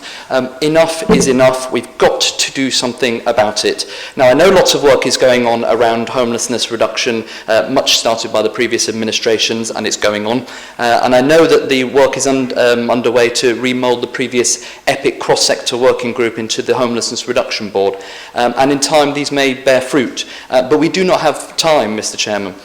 We don't need words, we need actions, and that's what this budget amendment is all about. It gives a solution, it gives action, and it gives immediate boots on the ground to improve the situation. It's what our visitors and residents are crying out for. And if I may, Mr. Chairman, this is just one example of many areas across the conurbation that we have seen sliding over the last 10 months. Colleagues will have heard me say a popular phrase of mine before: there's no such thing as standing still, you're either going forward or you're moving backwards. And I think that over the last 10 months there's been very few areas where we are going forward. Where is the strategic direction? Where's the vision? Where is the doing? We've had schemes scrapped across the board or paused, consultation after consultation, and actually we had the Poole Town Centre bid manager saying at that same meeting, among many things, unfortunately, that many of the shop holders and businesses in Poole High Street were losing hope as decisions had been kicked down the can. Mr. Chairman, we're not here to take away hope, we're supposed to here to give hope, and that's what this amendment does. Thank you, Mr. Chairman. Thank you, Councillor Broadhead. Councillor Phipps. Thank you, Chairman. First thing I'd like to address and point out is that there are actually 4 parish councils in Christchurch. They cover the whole of Christchurch. It's not just Christchurch Town Council. We have Herne, Burton and Winkton, Highcliffe and Warkford, and Christchurch Town Council, and all of their precepts differ. Only one was quoted, and I think that was very misleading. So the other thing I'd like to say is that I understand that this issue is actually already being addressed, and funds are available with our partners for extra officers if required. As far as I'm aware, the amendment might not even be necessary. And the Unity Alliance administration already has this in hand, so I can't support this amendment. Thank you, Councillor Phipps. Councillor Howell. Thank you. Firstly, I'd like to thank Councillor Rigby and Councillor Dedman for eloquently explaining the value of culture. Clearly, this view is not shared by members opposite. It's culture itself, investment in culture has been proved. There's lots of evidence to show that we received multiples back in terms of income from such investment. I'd like to point out that also it's been targeted at well-being. The increases that we imposed, part of that was to create a fund where artists and other people in the cultural sector could deliver cultural projects, courses within our communities. It would cover the payment of rent of community halls. So this is about spreading culture and the arts around our whole conurbation. It's critical for young people to offer them an opportunity to engage in culture. We don't do that. We tend to just say, here's another skateboard park. But there are many young people who are crying out for the opportunity to engage in arts. And also arts has been established to be really helpful in reducing ASB and some of the issues that you seek to challenge by regulation. We currently have 0.6 of an arts development officer. That is completely insufficient to be able to develop a programme for the arts. We're using to use this money to recruit two cultural development officers. I should point out that we spend £5 per person in this conurbation on arts, £5 a year.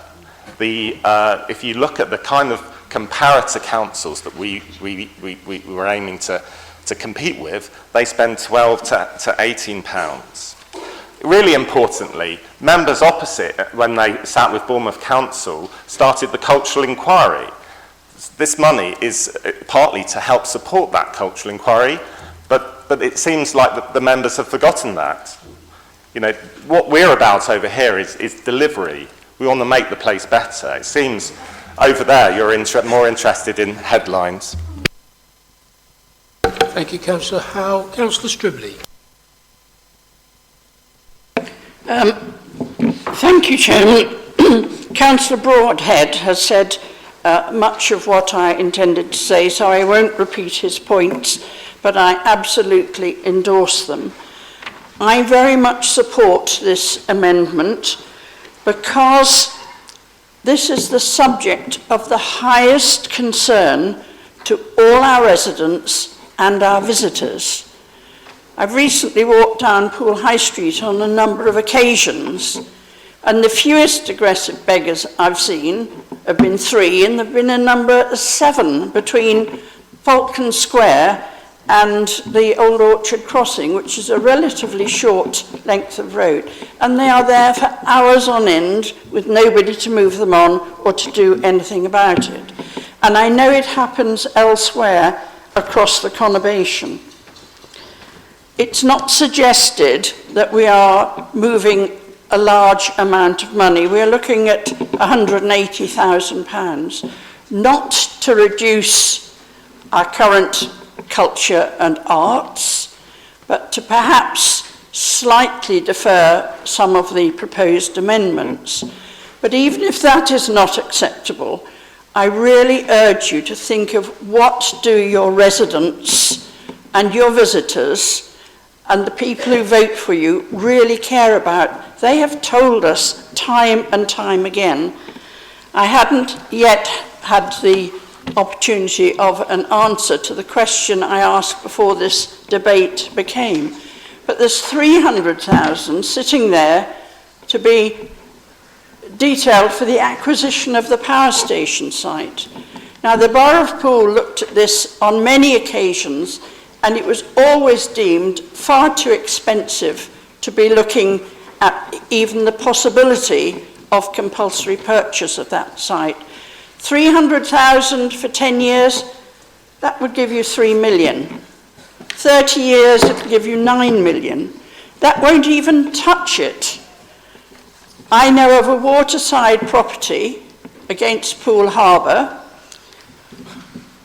which actually 3 or 4 years ago were being pestered to sell for £10 million with one property on the site. The power station site has wonderful waterfront opportunities around Holes Bay and other parts of the harbour. It is an extremely valuable site. It will be costly to develop, and we have to wait for that to come forward. It would have happened if we didn't have the recession. But members, I do urge you to think, what do your residents really want? What would they appreciate? Please support this amendment. Thank you, Councillor. Councillor Cox. Thank you, Mr. Chairman. I have a lot of sympathy for the motion in terms of the spending amendment. I was particularly struck and very much approve of Councillor Haynes' comments, but those particularly reference to risk, the amount of risk that's been put into this budget. That I think there is a problem there. But she's given no solution to that at all, none whatsoever. The problem that we've got is really a factor of austerity and the cuts in the police service. That is the reason why we're here at the moment. No one is suggesting that this is solely a matter for the police service. It's a matter for us all, including the local authority. But I seem to remember, not too long ago, in fact only a few months ago, that there was a certain election promise of 20,000 new police officers. Now, does the party opposite not actually believe that election promise? Because surely that will have a major factor in addressing the solution. Thank you. Thank you, Councillor Cox. Councillor Slade. Councillor Hadley. Thank you, Chair. I think it's a measure of how very tight the finances that many of our officers are working with that some of the officers took a decision to cancel Folk on the Quay in Poole this year, and that was on the basis of £10,000 spent.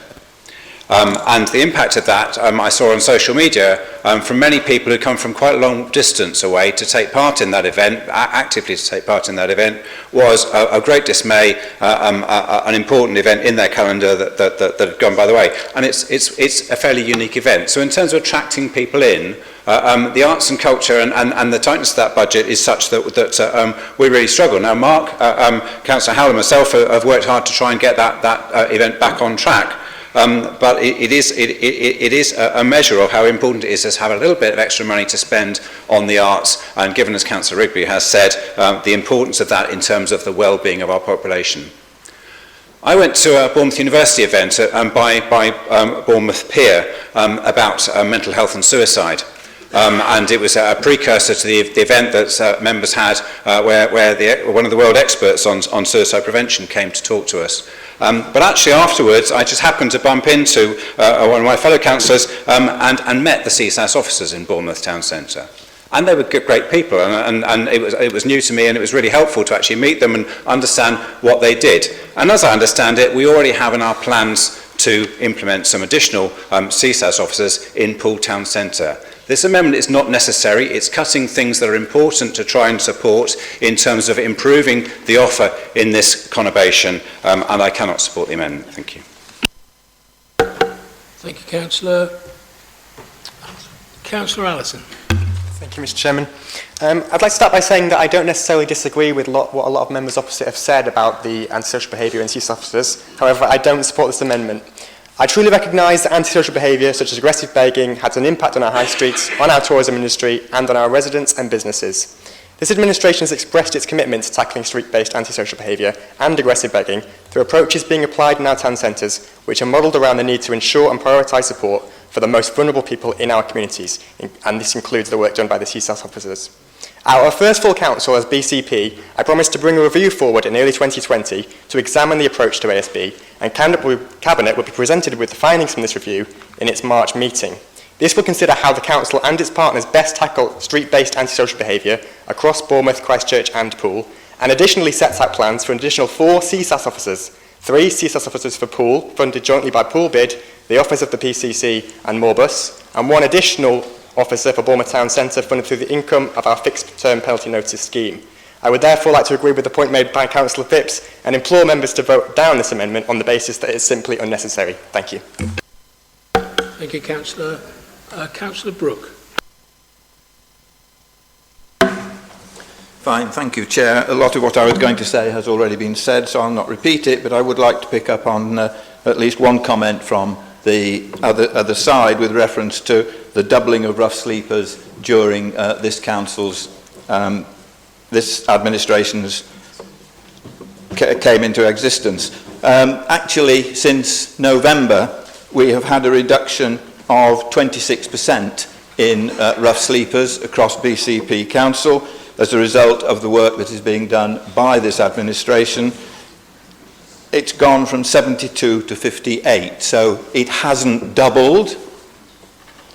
And anyway, the work we have been doing has been far more supportive and humane than, I believe, bagpipes or metal bars across benches actually was as a means of addressing the situation. I'm concerned also with regard to the reduction in community engagement and funding to the community engagement strategy.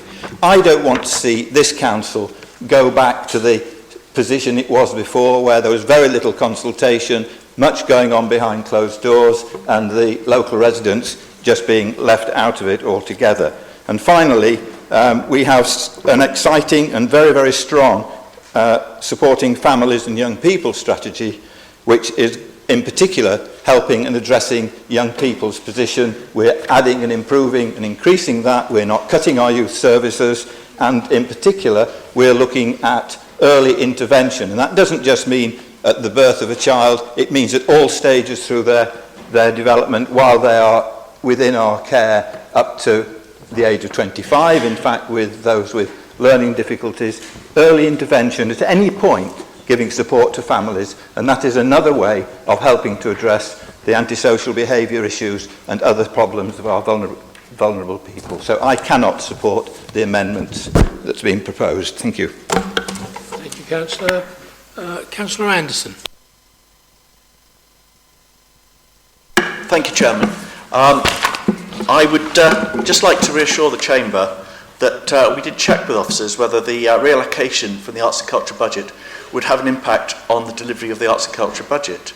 And officers have confirmed that this will not affect it, that the budget will still be delivered.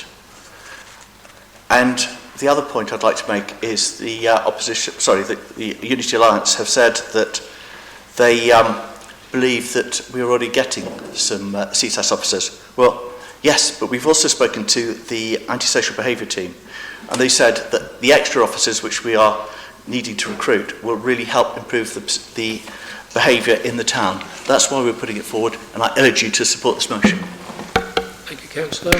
Councillor Moore. Yes, thank you. I'm just a bit confused here because this proposal does seem to be ignoring the 50 extra police officers we've already been promised for Dorset.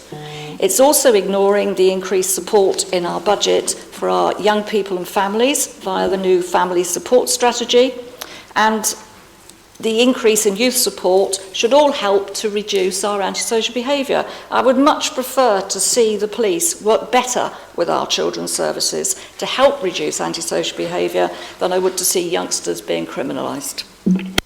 Thank you, Councillor. Councillor Nicola Green, please.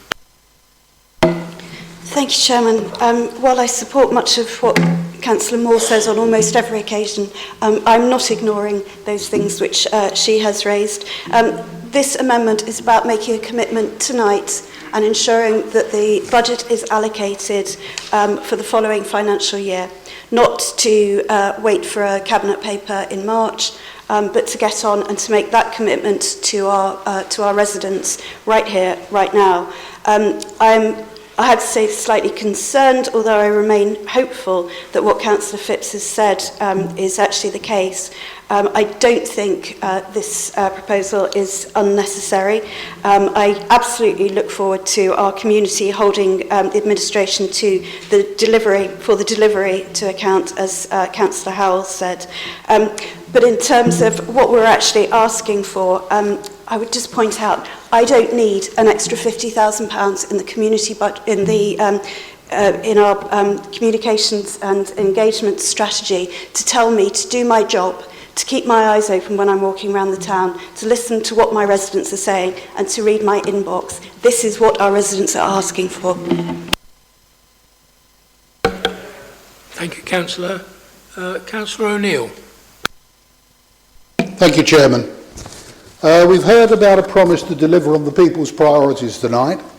So let's talk about residents and how the budget will support the everyday lives of the majority of our 400,000 citizens, our council taxpayers, our employers. You mentioned fulfilled lives, and that includes the environment, personal safety and gainful employment. There have been suggestions that some of these are the remit of the police. They're not. They're the remit of all of us. All of us, if we are to represent the people that voted us in the respective wards. We've got aggression, antisocial behaviour on our streets, and we've got it on our roads. I talked to council officers about illegal and errant parking, many of which cause problems with residents. They confirm that they are doing their best, and I wholeheartedly support them, but they also confirm that they could do with more personnel, more equipment. These are our eyes and ears on the street.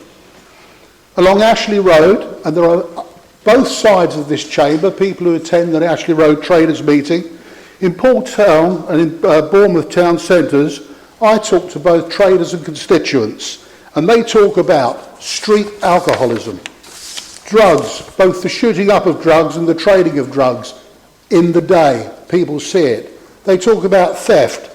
They talk about yobs riding their bicycles and intimidating our elderly. Yes, it happens, and I've seen it. They talk about aggressive begging, which is on the increase, and I think that's due to the lack of a coherent policy on either containment or removal. People who tell me I don't shop there anymore, it's not pleasant. It's not nice to be there. Shopkeepers who tell me about the mess, the smell of urine or worse outside their shops. All who state the risk to their business and to tourism, the key drivers of employment in our local economy. Well, a budget is what you've got. I ask, what are you going to do with it with regards to the under-resourcing of some of the services that matter to our citizens, and also, what are you going to do on aggressive begging, street crime and antisocial behaviour? I absolutely support this amendment, and I hope you do too.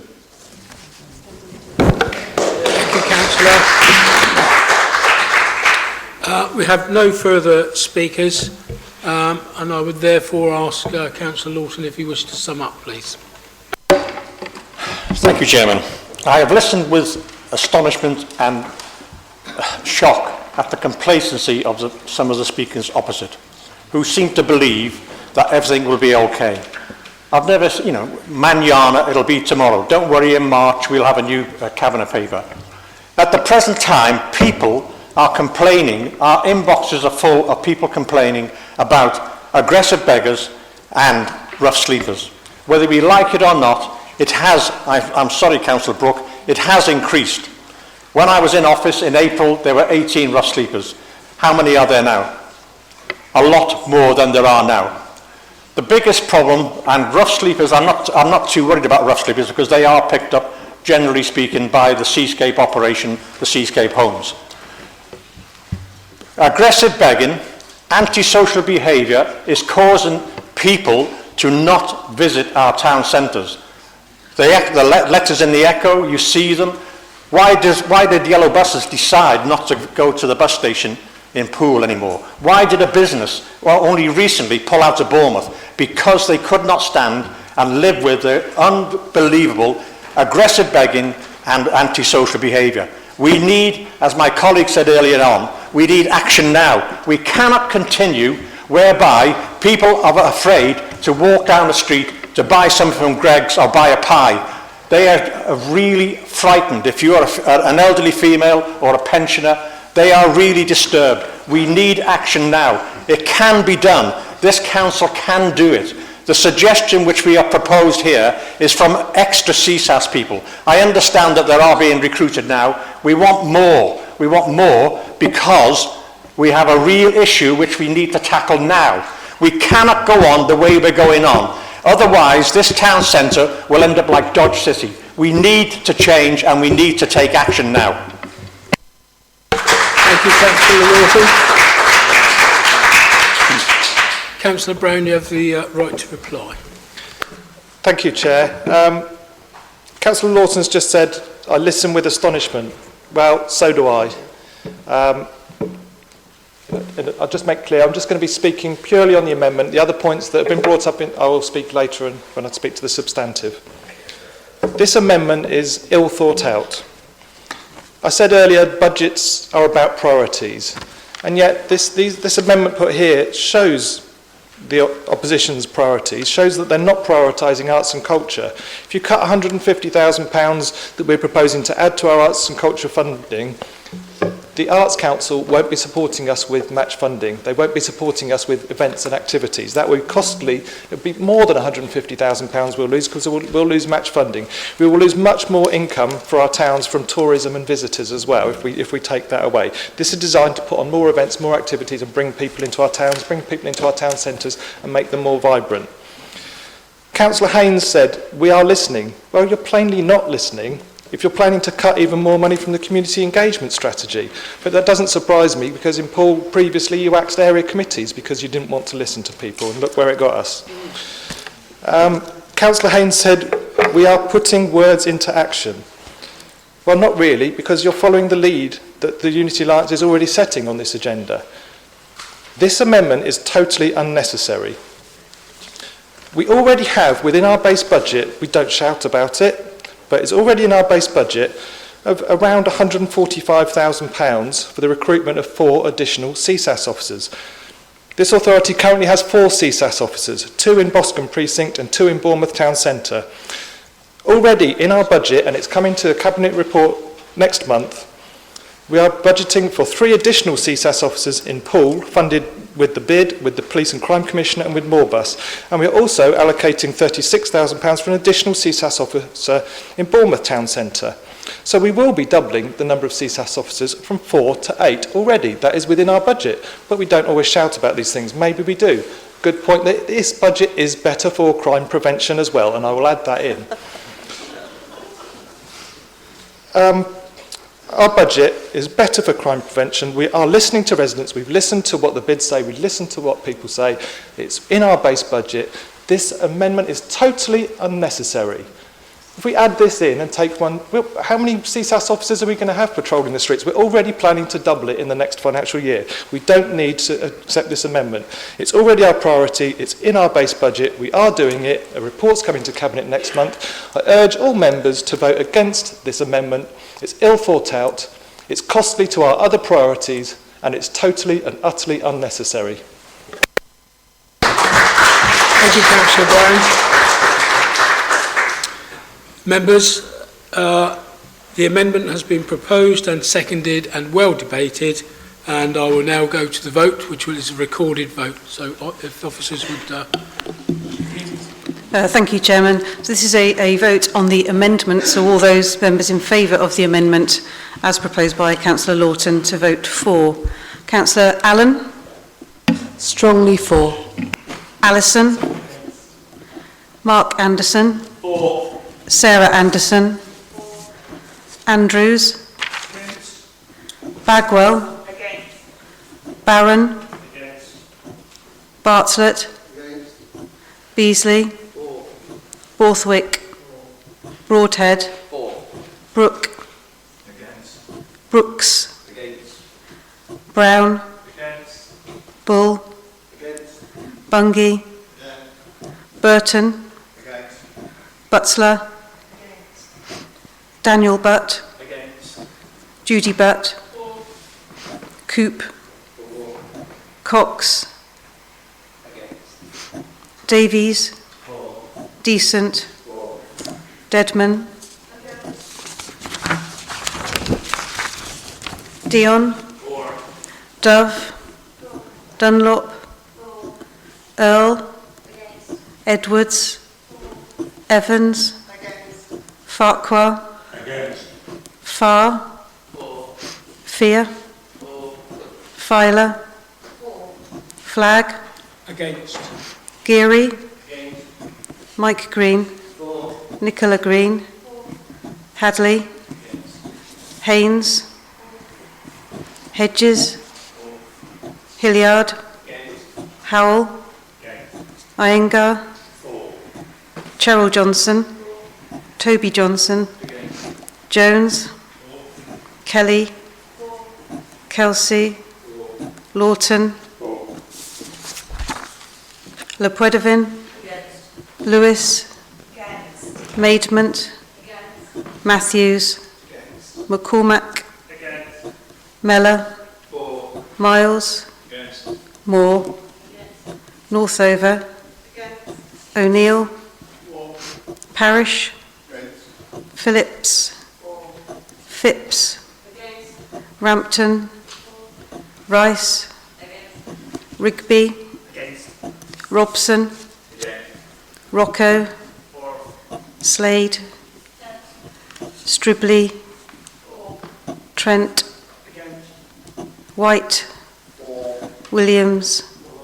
Wilson.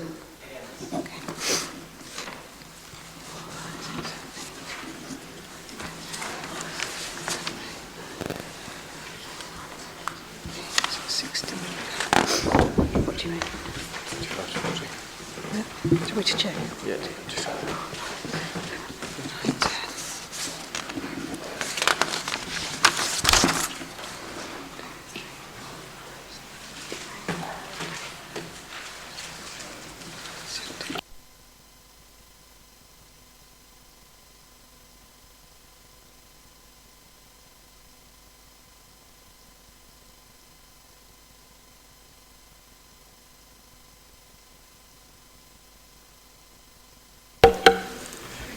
Members, the amendment is lost by 35 votes for and 40 against. I therefore now move forward to the substantive motion which was put before the Council. Are any members wishing to speak on the substantive motion? Councillor Green. Thank you, Chairman. Councillor Brown was talking about what a historic budget this is, and indeed it is, but for all the different reasons. It's historic because, as you can see from paragraph 25 of the report, this is the first year since 2011 that government funding to this council area has actually gone up. It's also the first year for many, certainly any that I can think of, that, as we heard from Councillor Brown's last item, that we were expected to end up in deficit and have to draw on reserves. And what have we got for that year? A conurbation with dirty streets and open spaces, with potholed roads, and with town and village centres full of aggressive beggars where shops are closing on a daily basis. Let's look forward to 2021 and the figures from there. It's true, as the report says, that there is some pressure, particularly for adult social care, and certainly there are some smarties for those people that wish to keep this very strange alliance together. But let's look against that, the other side, the money coming into this council. The unexpected bonus of £1.7 million from the pension fund, the addition of 6.6 in extra social care grant from this Conservative government. But that's not enough for this greedy council. What's it going to do to our council taxpayers? It's increasing fees and charges by £2.1 million, and it's increasing council tax by no less than £14.4 million from our residents. And when we compare that with the shadow authority's budget, that is an additional £29 for every Bandy property in Poole and £35 in Bournemouth, massively dwarfing the small reduction in Christchurch. So what have we actually seen for that money from this administration? We've seen a year of decline for our town and village centres and an expectation for more. Maybe we could give the empty shops over to some graffiti artists or something else, Rigby. We have seen a stop-start approach to projects and initiatives which seem determined to push any potential investors away from this area, and we are seeing massive council tax rises for almost 90% of our residents. I'm just going to give you one last BCP that I was thinking of today as I listened to what Councillor Brown had to say. Butchering our conurbation's prosperity, because that's what this budget is doing. Thank you. Councillor White. Yeah, thank you, Chairman. I note that members opposite, including the leader and the portfolio holder, like to claim that this budget is sustainable. I submit it is simply not true, particularly in relation to the multi-million-pound school high needs budget deficits. Now, I recognise and accept that the high needs issue is indeed a national issue.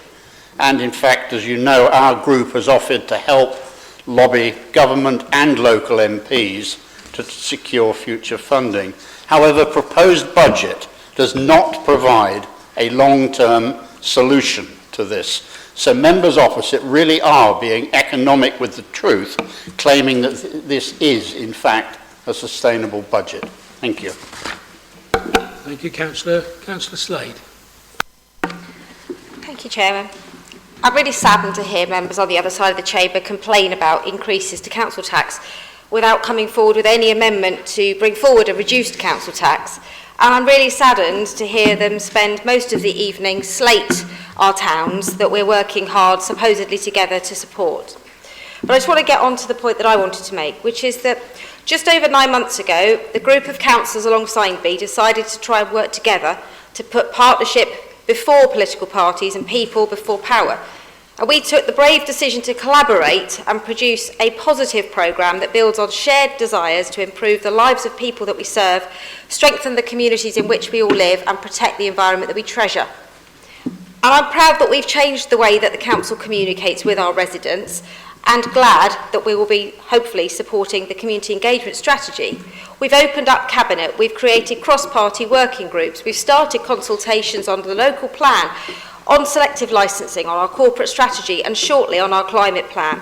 And more importantly, we're creating policy based on what people are telling us they want to see. And when things haven't gone quite to plan, we've been honest with the public, explaining what went wrong and learning from our mistakes. We need to remember that when BCP Council was formed, there were few unified policies, a skeleton management structure and a constitution. We've already had to change once, and are about to change again, because it only covered the most essential procedures. Officer teams had started the transition through the most complex local government reorganisation in over 45 years, whilst delivering business as usual. And they have embraced our open style, our new priorities of well-being, sustainability and investment at the heart of our decision-making. They've helped us to bring forward a new people strategy, equalities policy and operating model design so we can transform our council and be committed to providing effective community leadership so that in the future we're concentrating on frontline services. I've revisited the document we created when the Alliance was formed and I'm really pleased that the budget delivers on those promises. It reflects on the concerns, the challenges and opportunities the residents from Bournemouth, Christchurch and Poole told us they wanted to see. I'm especially proud of the way our staff have worked with us to find the savings so that we can deliver a balanced budget and protect the frontline vital services. And I want to speak about just two of those priorities. There is no doubt that the high street is changing and we need to invest in our town centres to focus their hearts to become new places to shop, work, eat, play and live. And I believe the investment regeneration and the work that started with partners in Poole and Bournemouth will give us the opportunity to breathe new life into them. And that includes working with our bids, with our police officers and other partners. Early help for children and families, along with a focus on community cohesion, will improve the life chances of the next generation. And we have a responsibility to them to build them the homes they need, create the neighbourhoods they want to live in and protect the environment that surrounds them. And I'm proud of this budget. Thank you, Leader. Councillor Cox. Thank you, Mr. Chair, fellow councillors. It'll come as a little surprise that I support this budget, but in doing so I want to pay tribute to the efforts by officers and members, not just those directly responsible for the budget, but also those responsible for merging and aligning and restructuring the policies, procedures and customs of three constituent parts of the new authority. It's been a Herculean task for which there is little or no thanks, but the benefits will last for decades to come. It's obvious to even the most financially illiterate councillor that this budget would always be, by political necessity, the mother of all compromises. The finely balanced arithmetic of political differences in this chamber will never enable radical steps in one direction or another. My fear was that the financial prudence would be sacrificed on the altar of compromise. My one criticism of this budget is that prudence may not necessarily have been sacrificed, but she's had a damn good haircut. I personally would have liked more contingencies for risks, more reserves to fall back on in the event of crisis in adult social care and special needs. It's quite obvious from the third quarter budget monitoring report that financial pressures are considerable. It is absolutely vital that we have a strong and active record on financial management. That means we have to make tough decisions, no matter how much pressure we're put under by people lobbying us for one interest group or another. The fact that this budget allows for only 0.3% of the net council requirement to add to reserves is a testament to how close we are sailing to the wind. I am pleased, therefore, that the council has resisted calls from a certain Bournemouth MP and councillor to throw good taxpayers' money after a failing business model. If we go down that road, we enter the surreal economics of Venezuela. This may well play well to the inner circle of the ward member for, where was it, Caracas Central. But in the long term, it's a long way from responsible local government. Perhaps when the MP for Bournemouth West starts voting Parliament for more money for local government to support social care crisis and special needs, then we may pay more attention to the populist new economic theories. Mr. Chairman, I applaud the priorities which the Cabinet have set out for the new expenditure on the Unity Alliance priorities, not least the rebalancing council tax levy from the abomination hoisted on Christchurch by the previous Conservative shadow authority, and the significant additional funds to be spent on the highways of Christchurch. Like many on this side of the chamber at least, I wish we could have done much more on other spending priorities, not least on climate change and improving our transport. But above all else, we are to practice what we preach. We must demonstrate common sense. Thank you, Councillor Cox. Thank you. Thank you. Councillor Lepoidovin. Thank you, Chair. It's not often, in fact, this is the first time that I have been excited by a budget meeting. It's my 9th council budget that I've been to, and it's the first time that I can remember when the budget has been driven by corporate strategy, by a definite programme that was clear for all to see, that is written on one side of A4, we know where we're going, everybody knows where we want to aim for, and the budget has arisen out of that. It's an example of joined up thinking and joined up working by the Cabinet, the group, the officers, and it's a great achievement in my view. It's a budget that is optimistic and gives hope. Contrast that with the members opposite, who've spent the whole evening talking down the area, raising the problems, exaggerating. Yes, there are problems, I don't deny, but blowing them up out of all proportion, in my experience. No wonder they are reporting that people are not coming to the area and not coming shopping. I can't say I'm surprised. They're telling them not to. They're talking the area down. This side, we're optimistic. We've got a clear budget, and I'm looking forward to the implementation. Thank you, Councillor. Councillor Moore. Yes, thank you. Thank you, Chair. Was it me? Was it me? Yeah, okay. Sorry about this. Well, I want to talk about good news because I think we need it at the moment. So there is much good news in this budget for children and families, with investment in services for our most vulnerable children, especially those with additional needs, and at the same time continued protection for frontline services for all our children and young people. I'm delighted we've been able to introduce a council tax discount scheme for our care experienced young people. I know this was also an ambition of our predecessor councils, so I hope we're all able to support this scheme.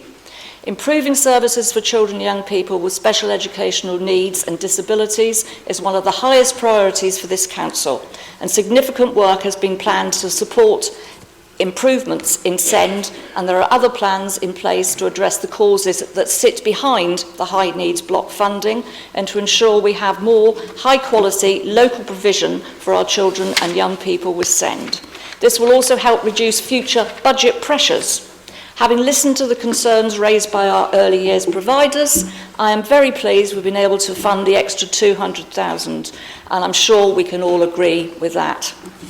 Unlike some other councils, we are retaining all our children's centres and all our youth centres. We are keeping the universal offer and enhancing and improving the services they provide and filling gaps in current provision. We've currently introduced a new family support strategy to help our children, young people and their families. Measures are also being taken to help reduce budget pressures, including more support to schools for youngsters at risk of missing out on education and improvements to the front door service, which should help reduce the number of families currently accessing a social worker when they might not need to. In conclusion, we will invest in services for our most vulnerable children, especially those with additional needs, while continuing to protect frontline services and ensure all our children and young people have brighter futures in Bournemouth, Christchurch and Poole. I ask you to support this budget. Thank you. Thank you. Councillor Phipps. Thank you. We started this brand new council with a brand new Unity Alliance in May last year. And we took over the financial situation left to us by the Shadow Authority. The Unity Alliance is not the architect of the budget situation we inherited, which was not sustainable. The Shadow Authority set the financial scene, and we inherited a black hole of huge funding pressures with major budget gaps which had not been addressed. They'd just been given a sticking plaster. We, the Unity Alliance, were left to deal with that, and this budget does so in a forward-thinking, optimistic and responsible way. The Shadow Authority put forward council tax harmonisation within 7 years, and the presence in this chamber of so many Christchurch independents is evidence that Christchurch residents were appalled that they would be paying so much for such a long time. But now this enlightened and enterprising budget achieves fairness and harmonisation in a sensible way in just 2 years, while still finding efficiencies, savings and balancing the budget. There's no doubt that this new United Council administration is faced with great challenges. It recognises continued diminishing funding from government. But nevertheless, the budget before you looks to the future. It's not a one-off fix or a sticking plaster, and it's in line with all of our corporate strategy core value objectives. As far as my portfolio of strategic planning is concerned, it includes funding for a new BCP local plan, which will aim to protect our valued open spaces and heathlands, but also identify appropriate sites for much needed housing and employment. It also headlines many other funding streams relating to issues which are very important to residents in all of our 3 towns of Bournemouth, Christchurch and Poole. It supports residents and our towns, and it doesn't run them down. This is an ambitious, fair, sustainable, balanced budget protecting frontline services. It sensibly recognises the challenges which the Council faces, but offers a responsible way forward. We are now the architects. We are setting the budget scene, and I have no hesitation at all whatsoever in supporting this budget.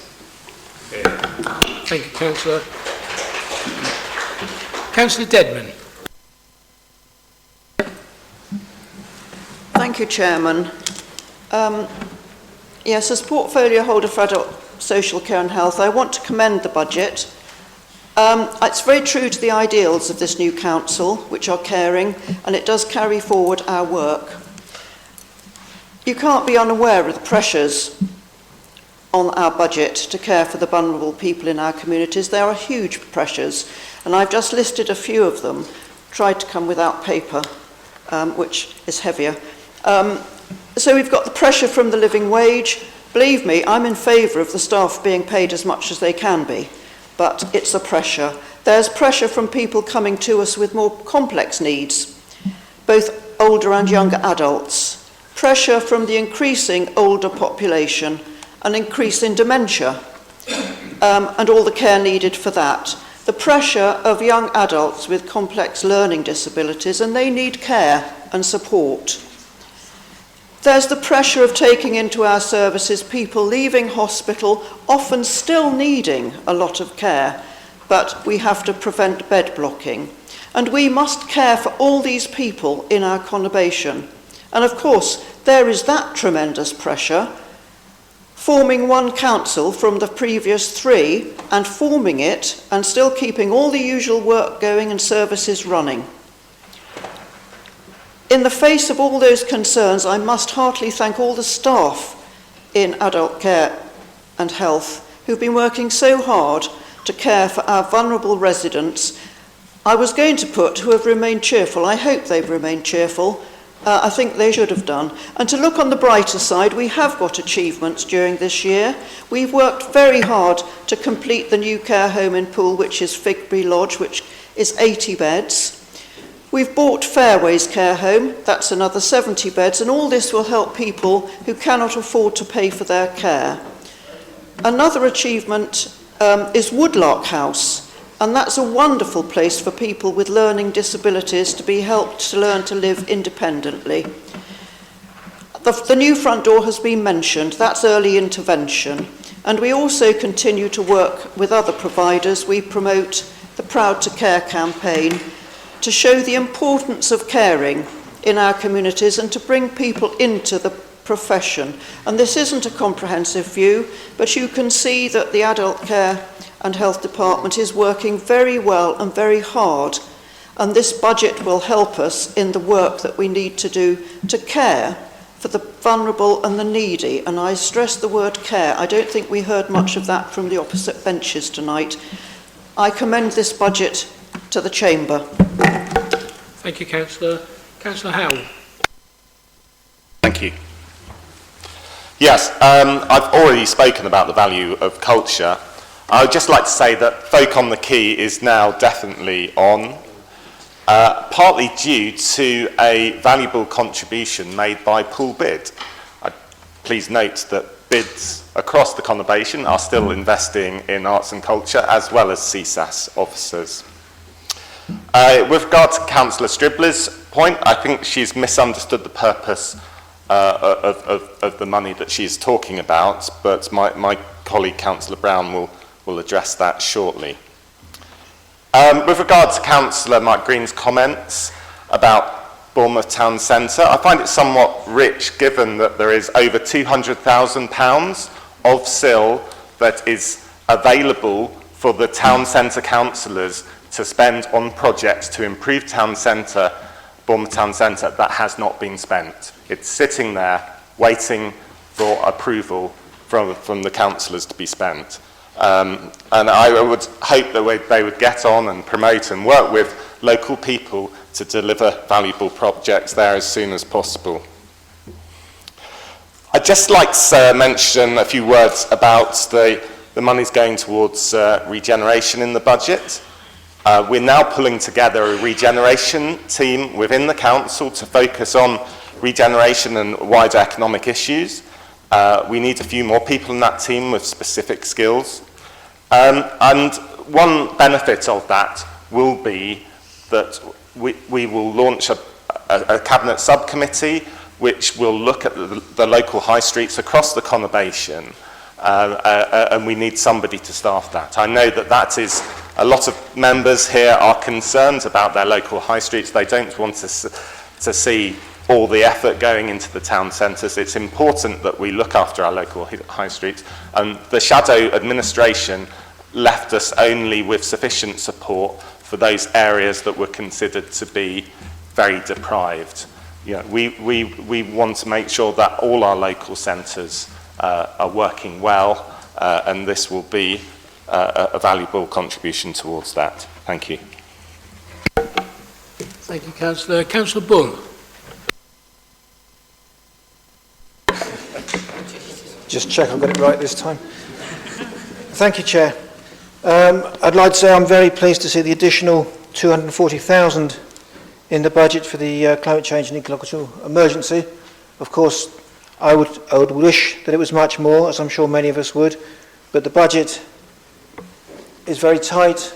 An excellent job has been done, and I'm satisfied that this is a budget that is sustainable and balanced, and which, given the circumstances, that is quite a feat.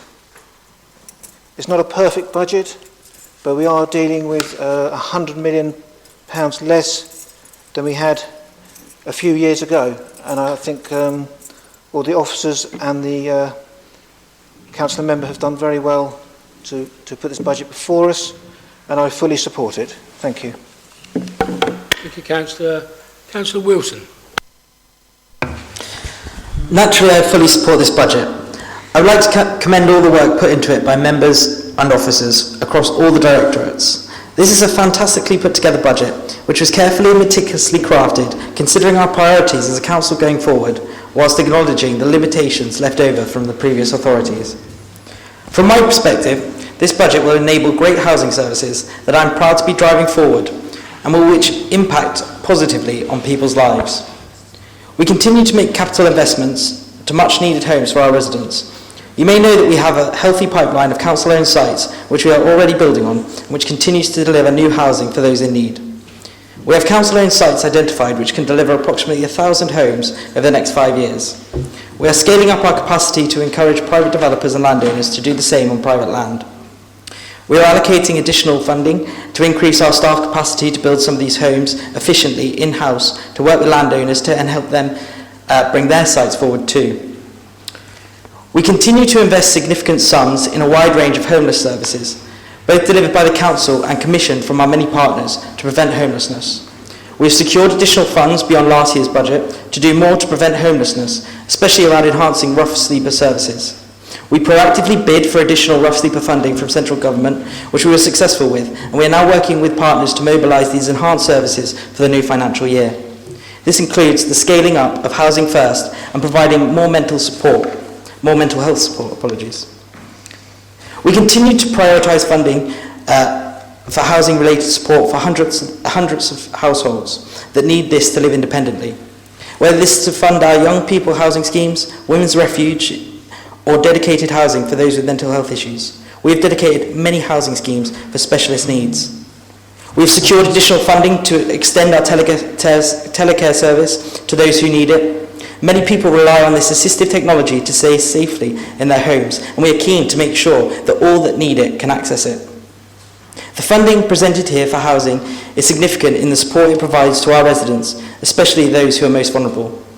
So, in summary, I'm very proud of this budget. In a backdrop of national government cuts and savings, with deficits and holes to fill, we've been able to protect frontline services. So thank you to the rest of the Cabinet, the Unity Alliance, officers, and of course Councillor Brown for all your work on this budget. I wholeheartedly support it. Thank you, Councillor. Councillor Allison. Thank you, Mr. Chairman. I completely support this budget. I'd like to start by giving my personal thanks to the leader, the finance portfolio, other cabinet members and officers for all the hard work that they've put in to achieve this budget. Nationally, many councils are facing a funding crisis, and the political decision to implement austerity has caused huge damage to communities up and down the UK, with devastating effects on key public services that protect the most defenceless in our society, children at risk, disabled adults and vulnerable older people, and the services that we all rely on, like clean streets, libraries and children's centres. In Bournemouth, Christchurch and Poole, the future is much brighter. Despite the current polarised and divisive political environment, the Unity Alliance has worked cross-party to protect public services and deliver for residents across our conurbation in line with our strategic priorities. In my own portfolio, this includes commitments to invest in local tourism and leisure facilities and sincerely listening to residents and acting on their concerns through our new community engagement strategy. Unlike many people in the room, this is my first budget and I'm very, very proud to be part of this alliance and to be able to have that be my first official budget to pass. So thank you very much. Thank you, Councillor. And Councillor Rice, please.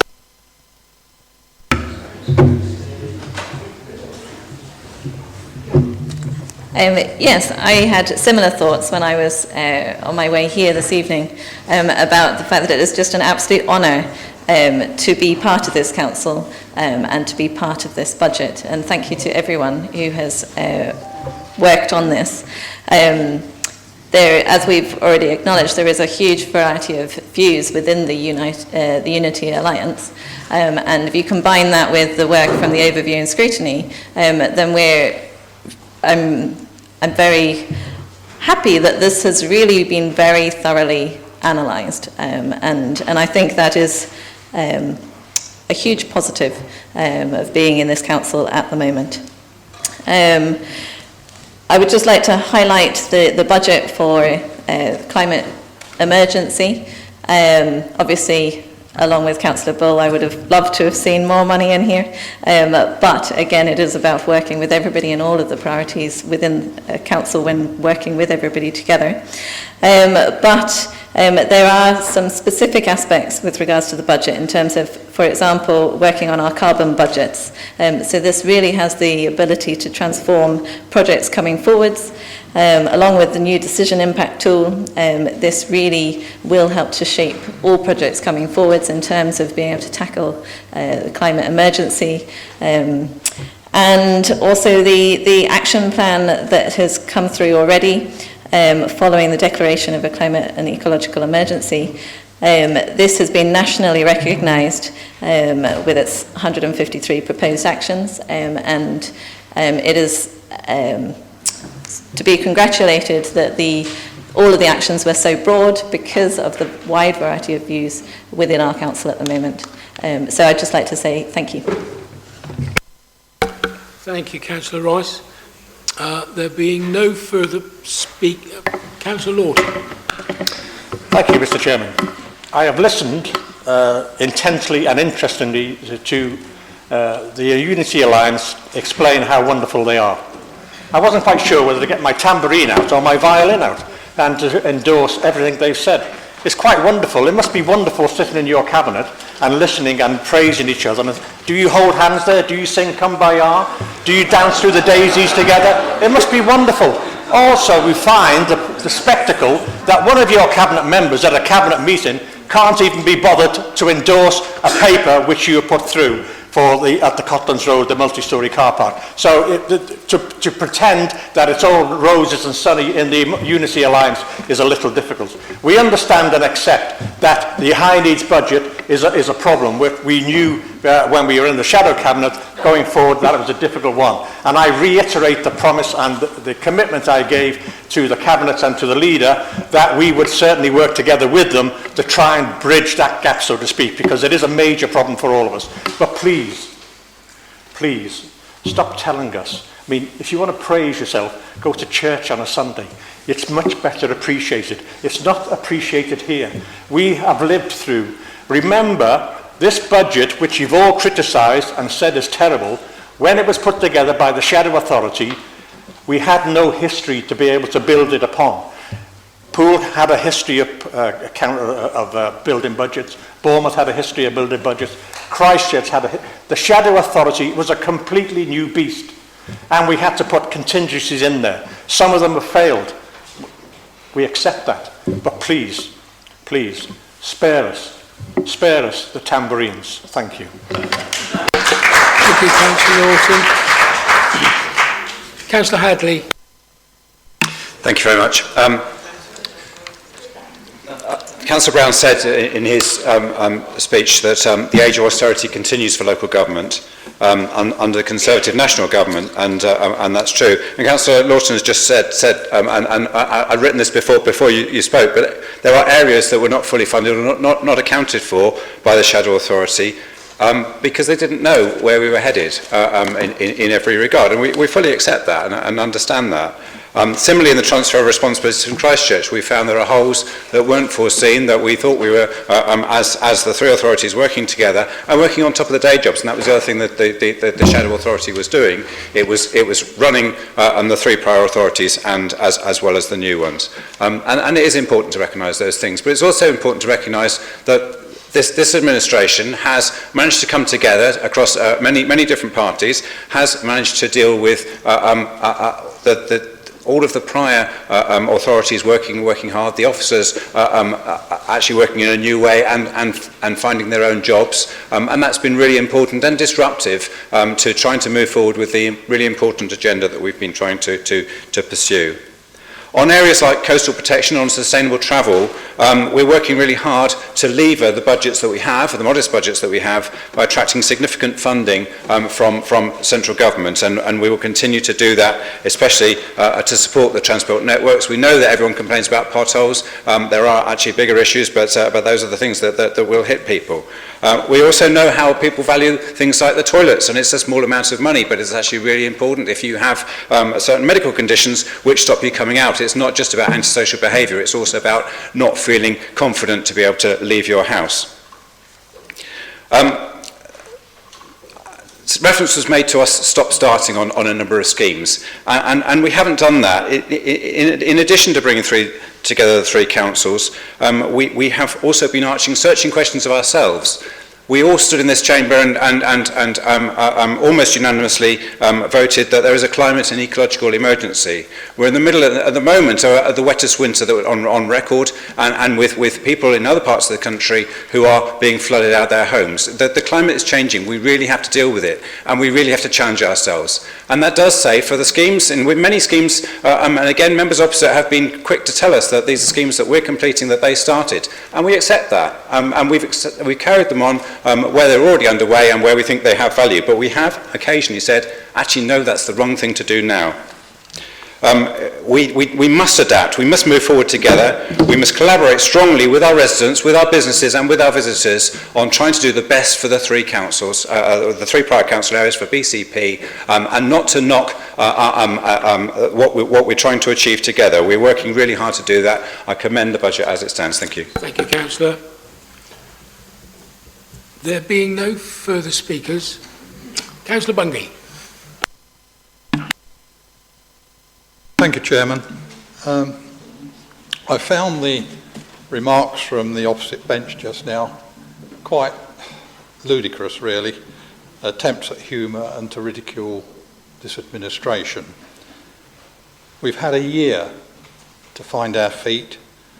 The comments about the Shadow Council's budget was in answer to the alluding that this administration had failed using the budget properly. So we answered in kind with the fact that the budget wasn't ours, and now it's being thrown back in our faces, and a plea that, well, they didn't really know what they were doing because no one knew. It's a new authority. I think this administration has to be applauded. The allusion was made about cracks appearing. I can only say the Conservative Party and the recycling of the cabinet shows what cracks there are in any political party, and the fact that we have a disparate group of people here that have worked together for a year to produce a successful budget, a budget that moves us forward, and a budget that I hope next year will be even better, produced by this same administration.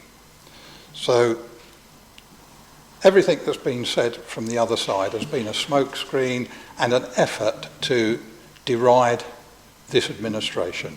And that's politics. We have to accept that. It's their duty to try and work us up and get us upset. And it's our duty to totally ignore them and get on with doing the job we've been elected to do. We've heard comments about the state of the town centre. When my parents brought me here as a kid, it was a holiday family place to come. Previous administrations decided to pursue a nightclub, nightlife economy. And that's why we have the problems in the town centre now of drunks and alcoholism-fuelled problems, which is driving people away.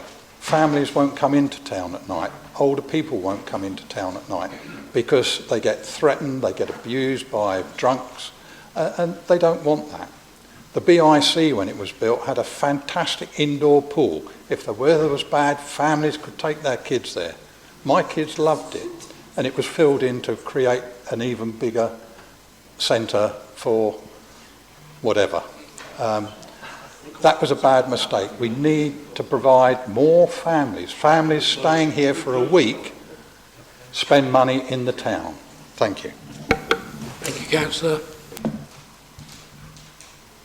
There being no further speakers, I'll ask the Councillor Brown to sum up, please. Thank you, Chair. I'll try to swiftly address the questions and some of the questions and points that have been made. Councillor Stribley mentioned about the £300,000 regeneration for Poole Power Station.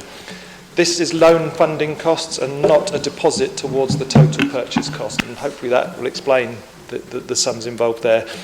Councillor Haynes and Councillor Cox actually referenced about their concerns about contingency and reserves. Well, with the removal of government funding, it does put great pressure on our finances, which is why we need to prioritise our transformation programme over the coming years to address those financial pressures. Councillor Green mentioned about this year's budget using the reserves. Yes, this current financial year is drawing on the contingency and the financial resilience reserves which were set aside, and we're using them for what they were designed for. I will not apologise for using earmarked reserves for exactly the purpose they were set aside for. Councillor Green also listed some of the problems and concerns of residents. This Unity Alliance is very, very good, but even this Unity Alliance is not good enough to turn round years of underspending and Tory administrations within just 9 months. We're getting going with it, but it will take us more than 9 months to turn around all of that. Councillor Cox and Councillor Bull, I agree that we want to invest even more in our priorities, and we were disappointed we couldn't invest more, but I'll just make you aware that we are allocating a further £1.1 million in the 2021-22 year to add to the 1.4 million on our priorities, bringing it to £2.5 million for those priorities. Councillor White talked about sustainability. This budget is far more sustainable than that was left to us by the Shadow Authority. Financial sustainability is one of my priorities. If the government finally get round to giving us a proper 3-year comprehensive spending review, and if they finally deliver on the long-awaited green paper on adult social care, maybe we can really, truly get sustainable local government. Councillor Lawton then also mentioned about the Unity Alliance. I've not previously been in a cabinet, so I can't comment on how united or disunited they may have been. But this Unity Alliance is debated. It welcomes debate, it welcomes disagreement, and actually in my experience you get much better decisions when they're properly debated, even with people that disagree with you, rather than just being nodded through because it's the right thing to do just to say yes to the boss. We are united. This is a historic budget. It shows a change of direction from the past. We are facing the financial challenges head-on and making provisions. We're prioritising our current priorities and ongoing activities and services rather than just arbitrarily cutting them because we want to underspend a budget. And we are listening to people and we are being open and transparent. I commend the recommendations in the report with the amended recommendation 1D.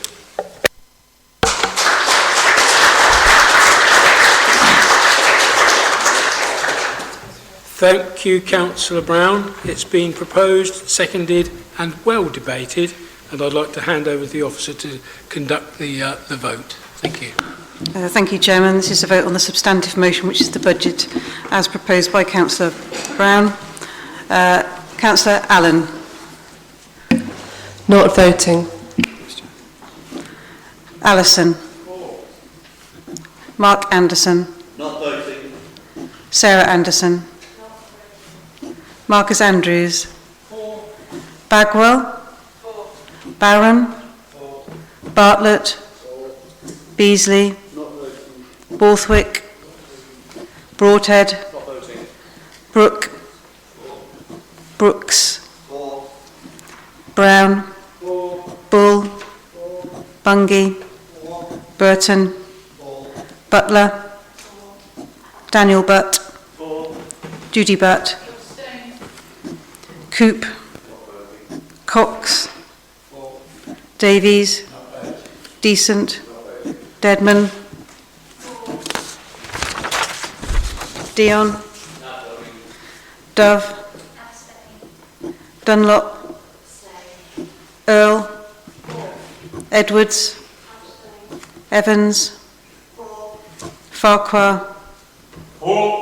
Farr. Sophia? Filer? Flagg? Geary? Mike Green? Nicola Green? Hadley? Haynes?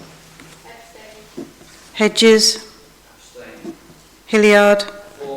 Howell? Iyengar? Cheryl Johnson? Toby Johnson? Jones? Kelly? Kelsey? Lawton? Le Poitevin? Lewis? Maidment? Matthews? McCormack? Mellor? Miles? Moore? Northover? O'Neill? Parish? Phillips? Phipps? Rampton? Rice? Rigby? Robson? Rocco? Slade? Stribley? Trent? White? Williams? Wilson? It's carried, Chairman.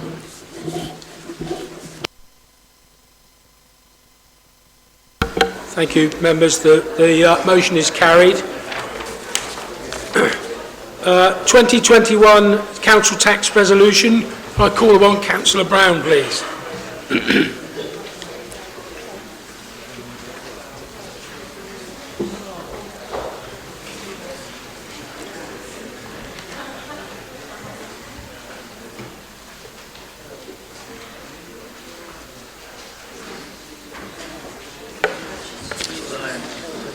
Thank you, Chair. Sorry, just getting my papers in order. The 2020-21 Council Tax Resolution. This is a technical legal requirement that, having just delivered our budget and had that voted through, and thank you to those that supported it. Under the Local Government Finance Act 1992, the Council, as the billing authority, must calculate the council tax requirement and basic amount of council tax for the following year. The report before you that members will have in their supplementary agenda details the background to this and the implications, and the recommendation is there that BCP Council approves the council tax resolution as set out in Appendix 1. And I'd just like to say it's great to have that there as a step towards harmonising council tax across Bournemouth, Christchurch and Poole, which we aim to deliver next year. Thank you, Councillor Brown. Leader. Happy to second. Members, it's been proposed and seconded. Do we have any debate? Councillor Green. Chairman, may I just ask the question? Councillor Brown has presented this as a legal paper that needs to go through and therefore with formality.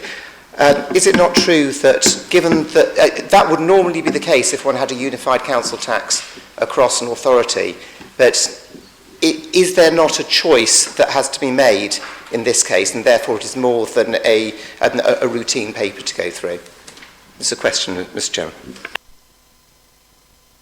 Councillor Brown. If there's no other questions yet, that's quite straightforward. We've just agreed a budget which set our council tax priorities and the levels of council tax and the changes in council tax we proposed for Bournemouth, for Christchurch and for Poole, which are different, as is allowed at the moment while we're still moving towards harmonisation. And these figures in here are purely a calculation as a result of the decision that we have just made in approving that budget. So these are the numbers that fall out of that, and setting a template there that shows all of the precepts for the various areas, and the Police and Crime Commissioner precept and the Fire and Rescue Authority precepts and the calculations. So it is a formality following the decision we've just made. Thank you, Councillor Brown, and I've just had that confirmed by the officer as well. So I hope that answers your question, Councillor Green. Any further debate? In which case then, can I have a show of hands of those in favour? Yeah, I guess we need to do a recorded vote. I beg your pardon, this also has to be a recorded vote.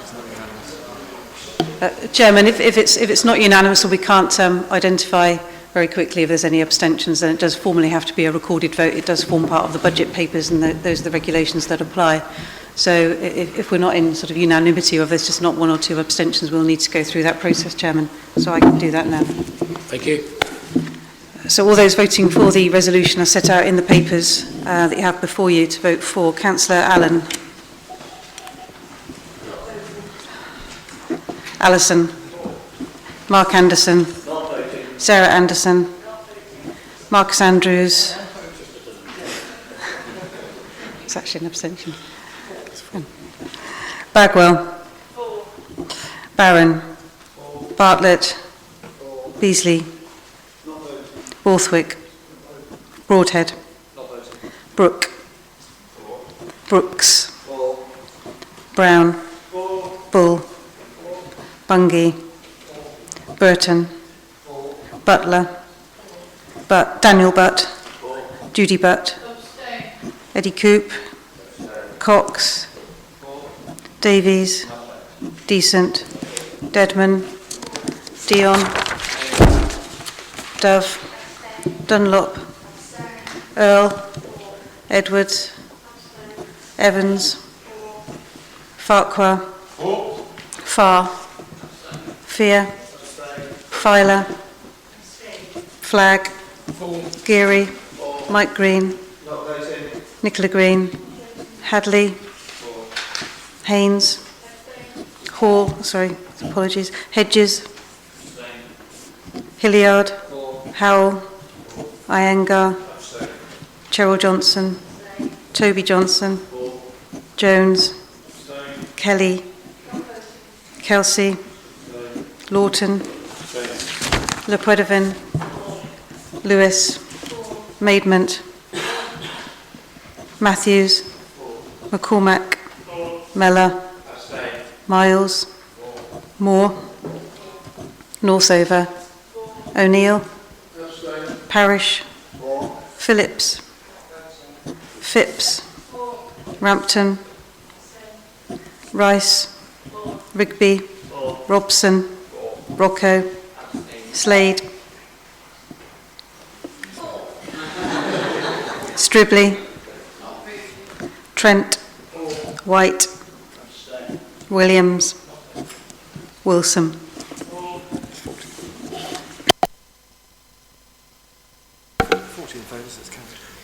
Thank you, members. 2021 Council Tax Resolution is therefore carried.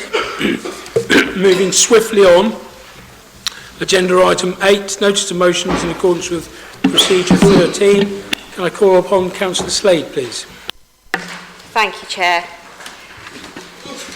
This motion speaks for itself, this motion on the banning of sky lanterns and balloon releases on council land.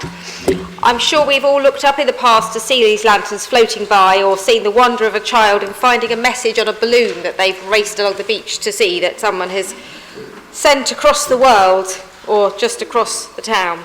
But let's be honest, there are many other activities that we took pleasure in as children in the last century, but we now realise can have devastating effects on the world around us.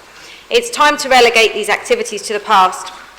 Balloons have been found ingested by seabirds, fish and other sea creatures. Livestock have died after eating parts of these lanterns, and in Dorset in 2016 we saw a terrible gorse fire. I'm sure people can't fail to have been affected by the horrible fire at a German zoo, which is believed to have been caused just last December by sky lanterns. Following this, and recognising issues of plastic pollution in our oceans, and in the wake of the climate and ecological emergency, I would like to propose that BCP Council ban the release of sky lanterns and helium balloons from land owned by BCP Council.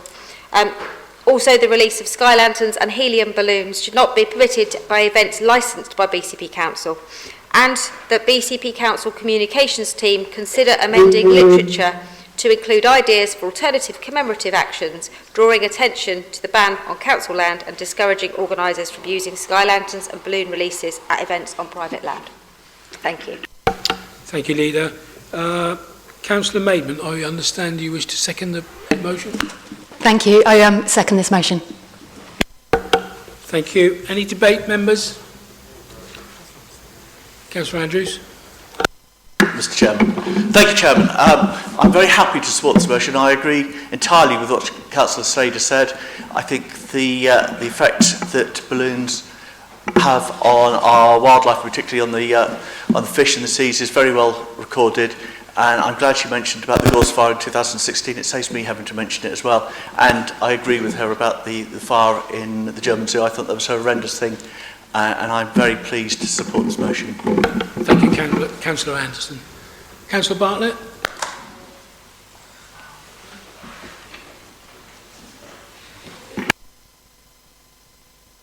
Councillor Beasley? Thank you, Chairman. Well, I too am very pleased to support this motion. In fact, in the case of the Bournemouth part of BCP, this has been policy on our council land for many, many years, and I'm sure, like the leader, I used to get many letters from residents as leader of Bournemouth Council asking about this and complaining that it should be stopped, and I was always happy to be able to say that in Bournemouth it was not permitted in any case. But indeed, extending that across BCP, if that isn't true in Christchurch and in Poole, is certainly going to be a benefit to the environment and to the well-being of our residents. Thank you, Chairman. Thank you, Councillor Beasley. Councillor Farquhar. Thank you, Chair.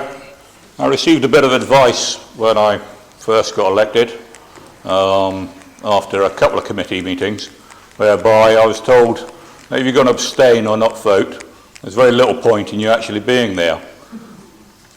Just in back of this, I would definitely be voting for this, because I've experienced myself the effect of sky lanterns on livestock, as horses are referred to. And it's quite horrific, the damage that they can cause. But the reason I'm supporting this most strongly is because the BCP demonstrates by its actions and deeds towards the climate and ecological emergency which it is declared. And I hope that other organisations and individuals that are not on council land will actually follow our lead. And I'll be strongly voting for this motion. Councillor Howell. Thank you. So when people let off these lanterns, it's partly in the sense of wonder, I think, and partly because they are thinking of a better place. Some people will be disappointed if I don't read a poem out tonight, so I will. And take me disappearing through the smoke rings of my mind, down the foggy rings of time. I should be singing this, but I can't sing. Far past the frozen leaves, the haunted, frightened trees, out to the windy beach, far from the twisted reach of crazy sorrow. Yes, to dance beneath the diamond sky, with one hand waving free, silhouetted by the sea, circled by the circus sands, with all memory and fate, driven deep beneath the waves. Let me forget about today until tomorrow. And that's really a poem about mental health. It's about wanting to be in a better place. And what's the next, what's the chorus, of course? It's, hey, Mr. Tambourine Man, play a song for me. I'm not sleepy and there is no place I'm going to. Hey, Mr. Tambourine Man, play a song for me. In the jingle jangle morning, I'll come following you. And what I say is we don't need lanterns. We can make this place a wonderful cultural place where people can have experiences and improve their mental health. Follow the tambourines. Thank you, Councillor Howell. Councillor Phipps. Thank you. I don't know if I can follow that, actually. I wholeheartedly support this motion. I have had personal experience of sky lanterns landing in fields with my horses. They are downright dangerous and terrible things. So I absolutely thank you for bringing this motion. I support it. Thank you, Councillor. Councillor Bull. I also fully endorse, thank you, Chair, I also fully endorse this motion. I was thinking of bringing it myself, but you beat me to it, so well done for that. I think it should be pointed out, people say killjoys and whatever, and what's wrong with balloons that biodegrade, thank you. Biodegradable balloons don't instantly biodegrade the moment they hit the ground. They can take up to a year to degrade, and by that time they can be ingested by any number of animals. So this is a good motion. I fully support it. Thank you. Thank you, Councillor. We have no further speakers, in which case then I'll go to the vote. Those in favour of the motion, please show.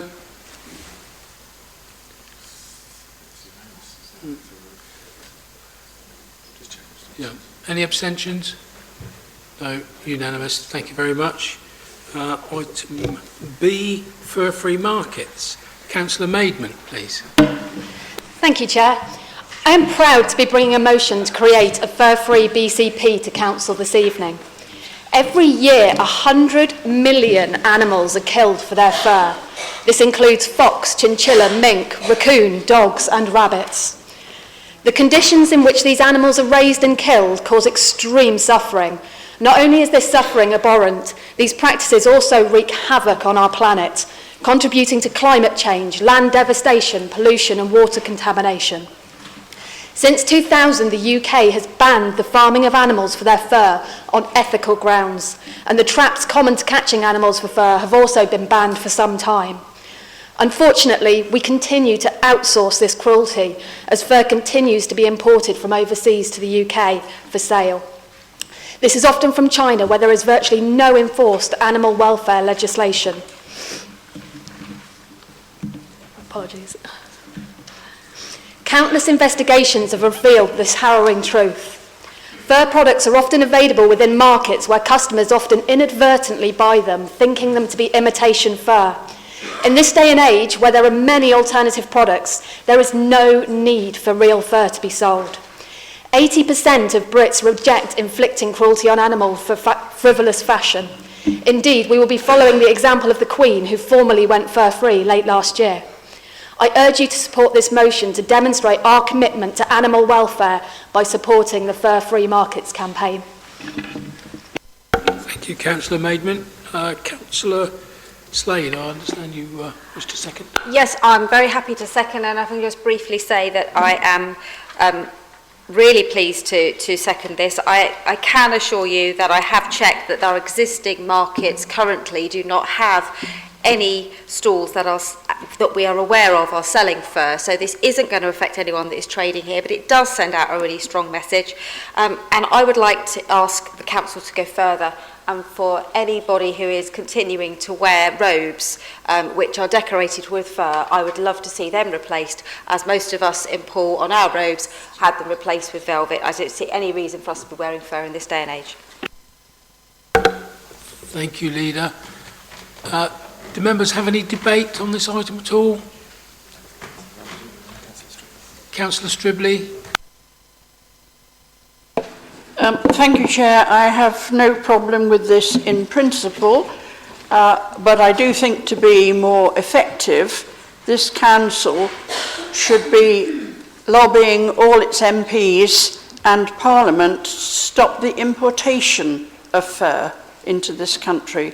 The government has already, this country's government has already given a lead in banning fur farms some time ago, and I think this is the next logical step. However, I do think it's a bit of a nonsense to say that vintage fur should not be worn. It is already there, it already exists.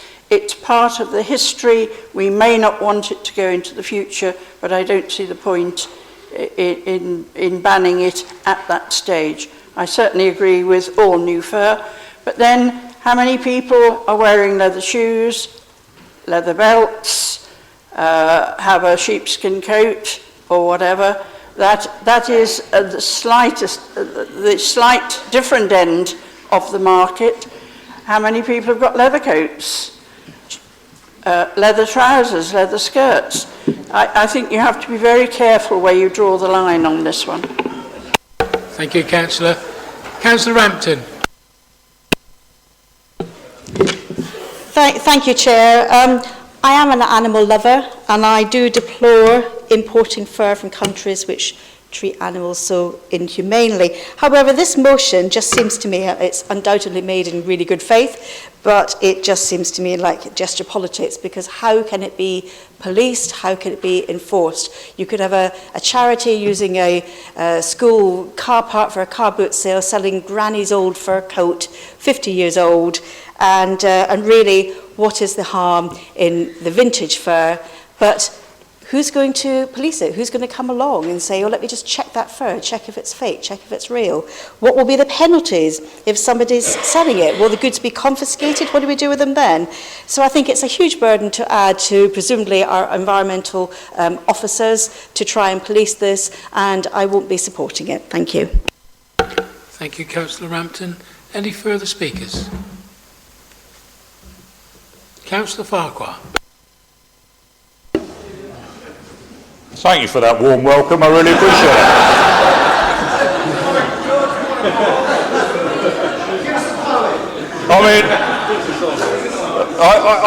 I benefit from a bladder the size of a small planet. So I will use my full 3 minutes. I would like to say that the term animal lover doesn't enter into this particular debate. The reason for that is because we talked about how does it get enforced, etc. There's perfect examples in a variety of areas, such as the horse meat scandal, etc., where suppliers, once they've done their contract, actually somewhere along the supply chain, it's cheaper to put in an alternative product, which in this particular case is fur. And there are many, many, many cases that trading standards up and down the country intercept that. And what it means at the end of the day is that we need to send a clear message, because we also declared an ecological emergency. The exploitation of animals by business creeping in has to be identified and dealt with appropriate authorities, which to my mind is trading standards. But they need the support of politicians to ensure that we give a very clear direction that the exploitation of animals is unacceptable within the conurbation. And I hope that the government follows suit and ensures that that enforcement is in place, in answer to some people that talk about how do you enforce it, how do you square it away, well, how do you intercept, something happened at a car boot sale. It is because at some point in the supply chain, people exploit animals because they can get away with it. And I will strongly support and vote for this motion. Thank you for your time. Thank you, Councillor. If there are no further speakers, I go to the vote. Those in favour of item B, fur-free markets, please show.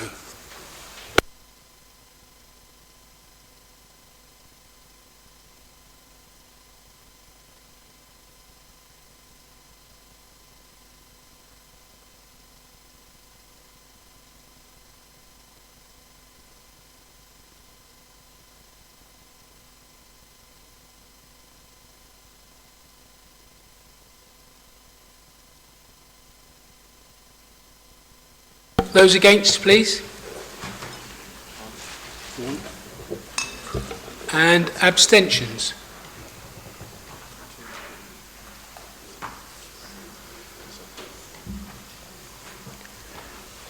Thank you, members. That motion is carried. And the one you've all been waiting for, agenda item 9, questions from councillors. Councillor Evans, I understand you have a question to put to Councillor Royce on tree coverage. Thank you. Thank you, Chair. Many councillors have received emails from Friends of the Earth asking us to support a doubling of tree coverage in the BCP Council area. Would the portfolio holder please tell us whether we are planning to do this and how many trees we're currently planting? Thank you for the question. This council is committed to delivering on its promise to tackle climate change and species loss. Last July, we declared a climate and ecological emergency. Whilst we are committed to planting more trees, we cannot commit to doubling of the numbers in the conurbation without understanding how this could be achieved. We recognise that much of our open space is already designated for its precious nature and habitats, including heathland and salt marshes, and managing some of those places for endangered species means preventing an increase in tree cover. Firstly, for the long term, we are working on a new green infrastructure strategy to assess and plan for our green spaces for both now and in the future. This will be followed by a more detailed strategy for trees. We expect to have produced the green infrastructure strategy within the next 12 to 14 months, which has been funded by the National Future Parks Programme, a partnership with the National Lottery Heritage Fund, National Trust, and Ministry of Housing, Communities and Local Government. The early stages of this work are focused on pulling together data from Bournemouth, Christchurch and Poole into a single place. We are also gathering ideas and thoughts on how we can deliver real action. To this end, we welcome the ideas that have been sent to us by residents, businesses and other local organisations, and they can continue to send us ideas by visiting our website at www.bcpcouncil.gov.uk/climate. As this work progresses, we'll develop ideas into a plan, prioritising these proposals and projects that offer the best opportunities to impact positively on climate and ecology. We have already committed to exploring a number of ideas, such as purchasing or identifying land available for large tree planting schemes, allowing natural woodland regeneration on some sites, investigating community tree planting schemes, tree planting on suitable grassed amenity spaces, additional street trees, natural burial sites, increasing protection to our existing trees in the conurbations through planning policy. In the shorter term, we've taken some initial actions already. Last year, the Council announced that we'd start to carbon offset the Bournemouth Air Festival, a scheme that is allowing us to work with several local schools and nature reserves to plant over 200 new trees in 2020. The scheme also funds the protection of land and trees within the Amazon forest from deforestation. We have also planted a new hedgerow with 500 tree whips in Hicks Farm this year. We are pleased to announce that we will be working with residents so that they are able to grow native trees from seed in their own gardens, ready for replanting in the next 2 to 3 years as part of the BCP tree strategy. And pleased to announce that we'll be giving away 500 young native trees to residents this spring. We'll shortly be announcing more details on this scheme, which has been jointly funded by the Council and through public donations to the Bournemouth Parks Foundation Climate Fund. Thank you, Councillor Rice. Councillor Evans, did you have a supplementary at all? I did, but I think we all really want to go home, so I'll leave it. Thank you. Thank you, Councillor Evans. Members, there being no further business to conduct, I will bid you all a good night and a safe journey home. Thank you.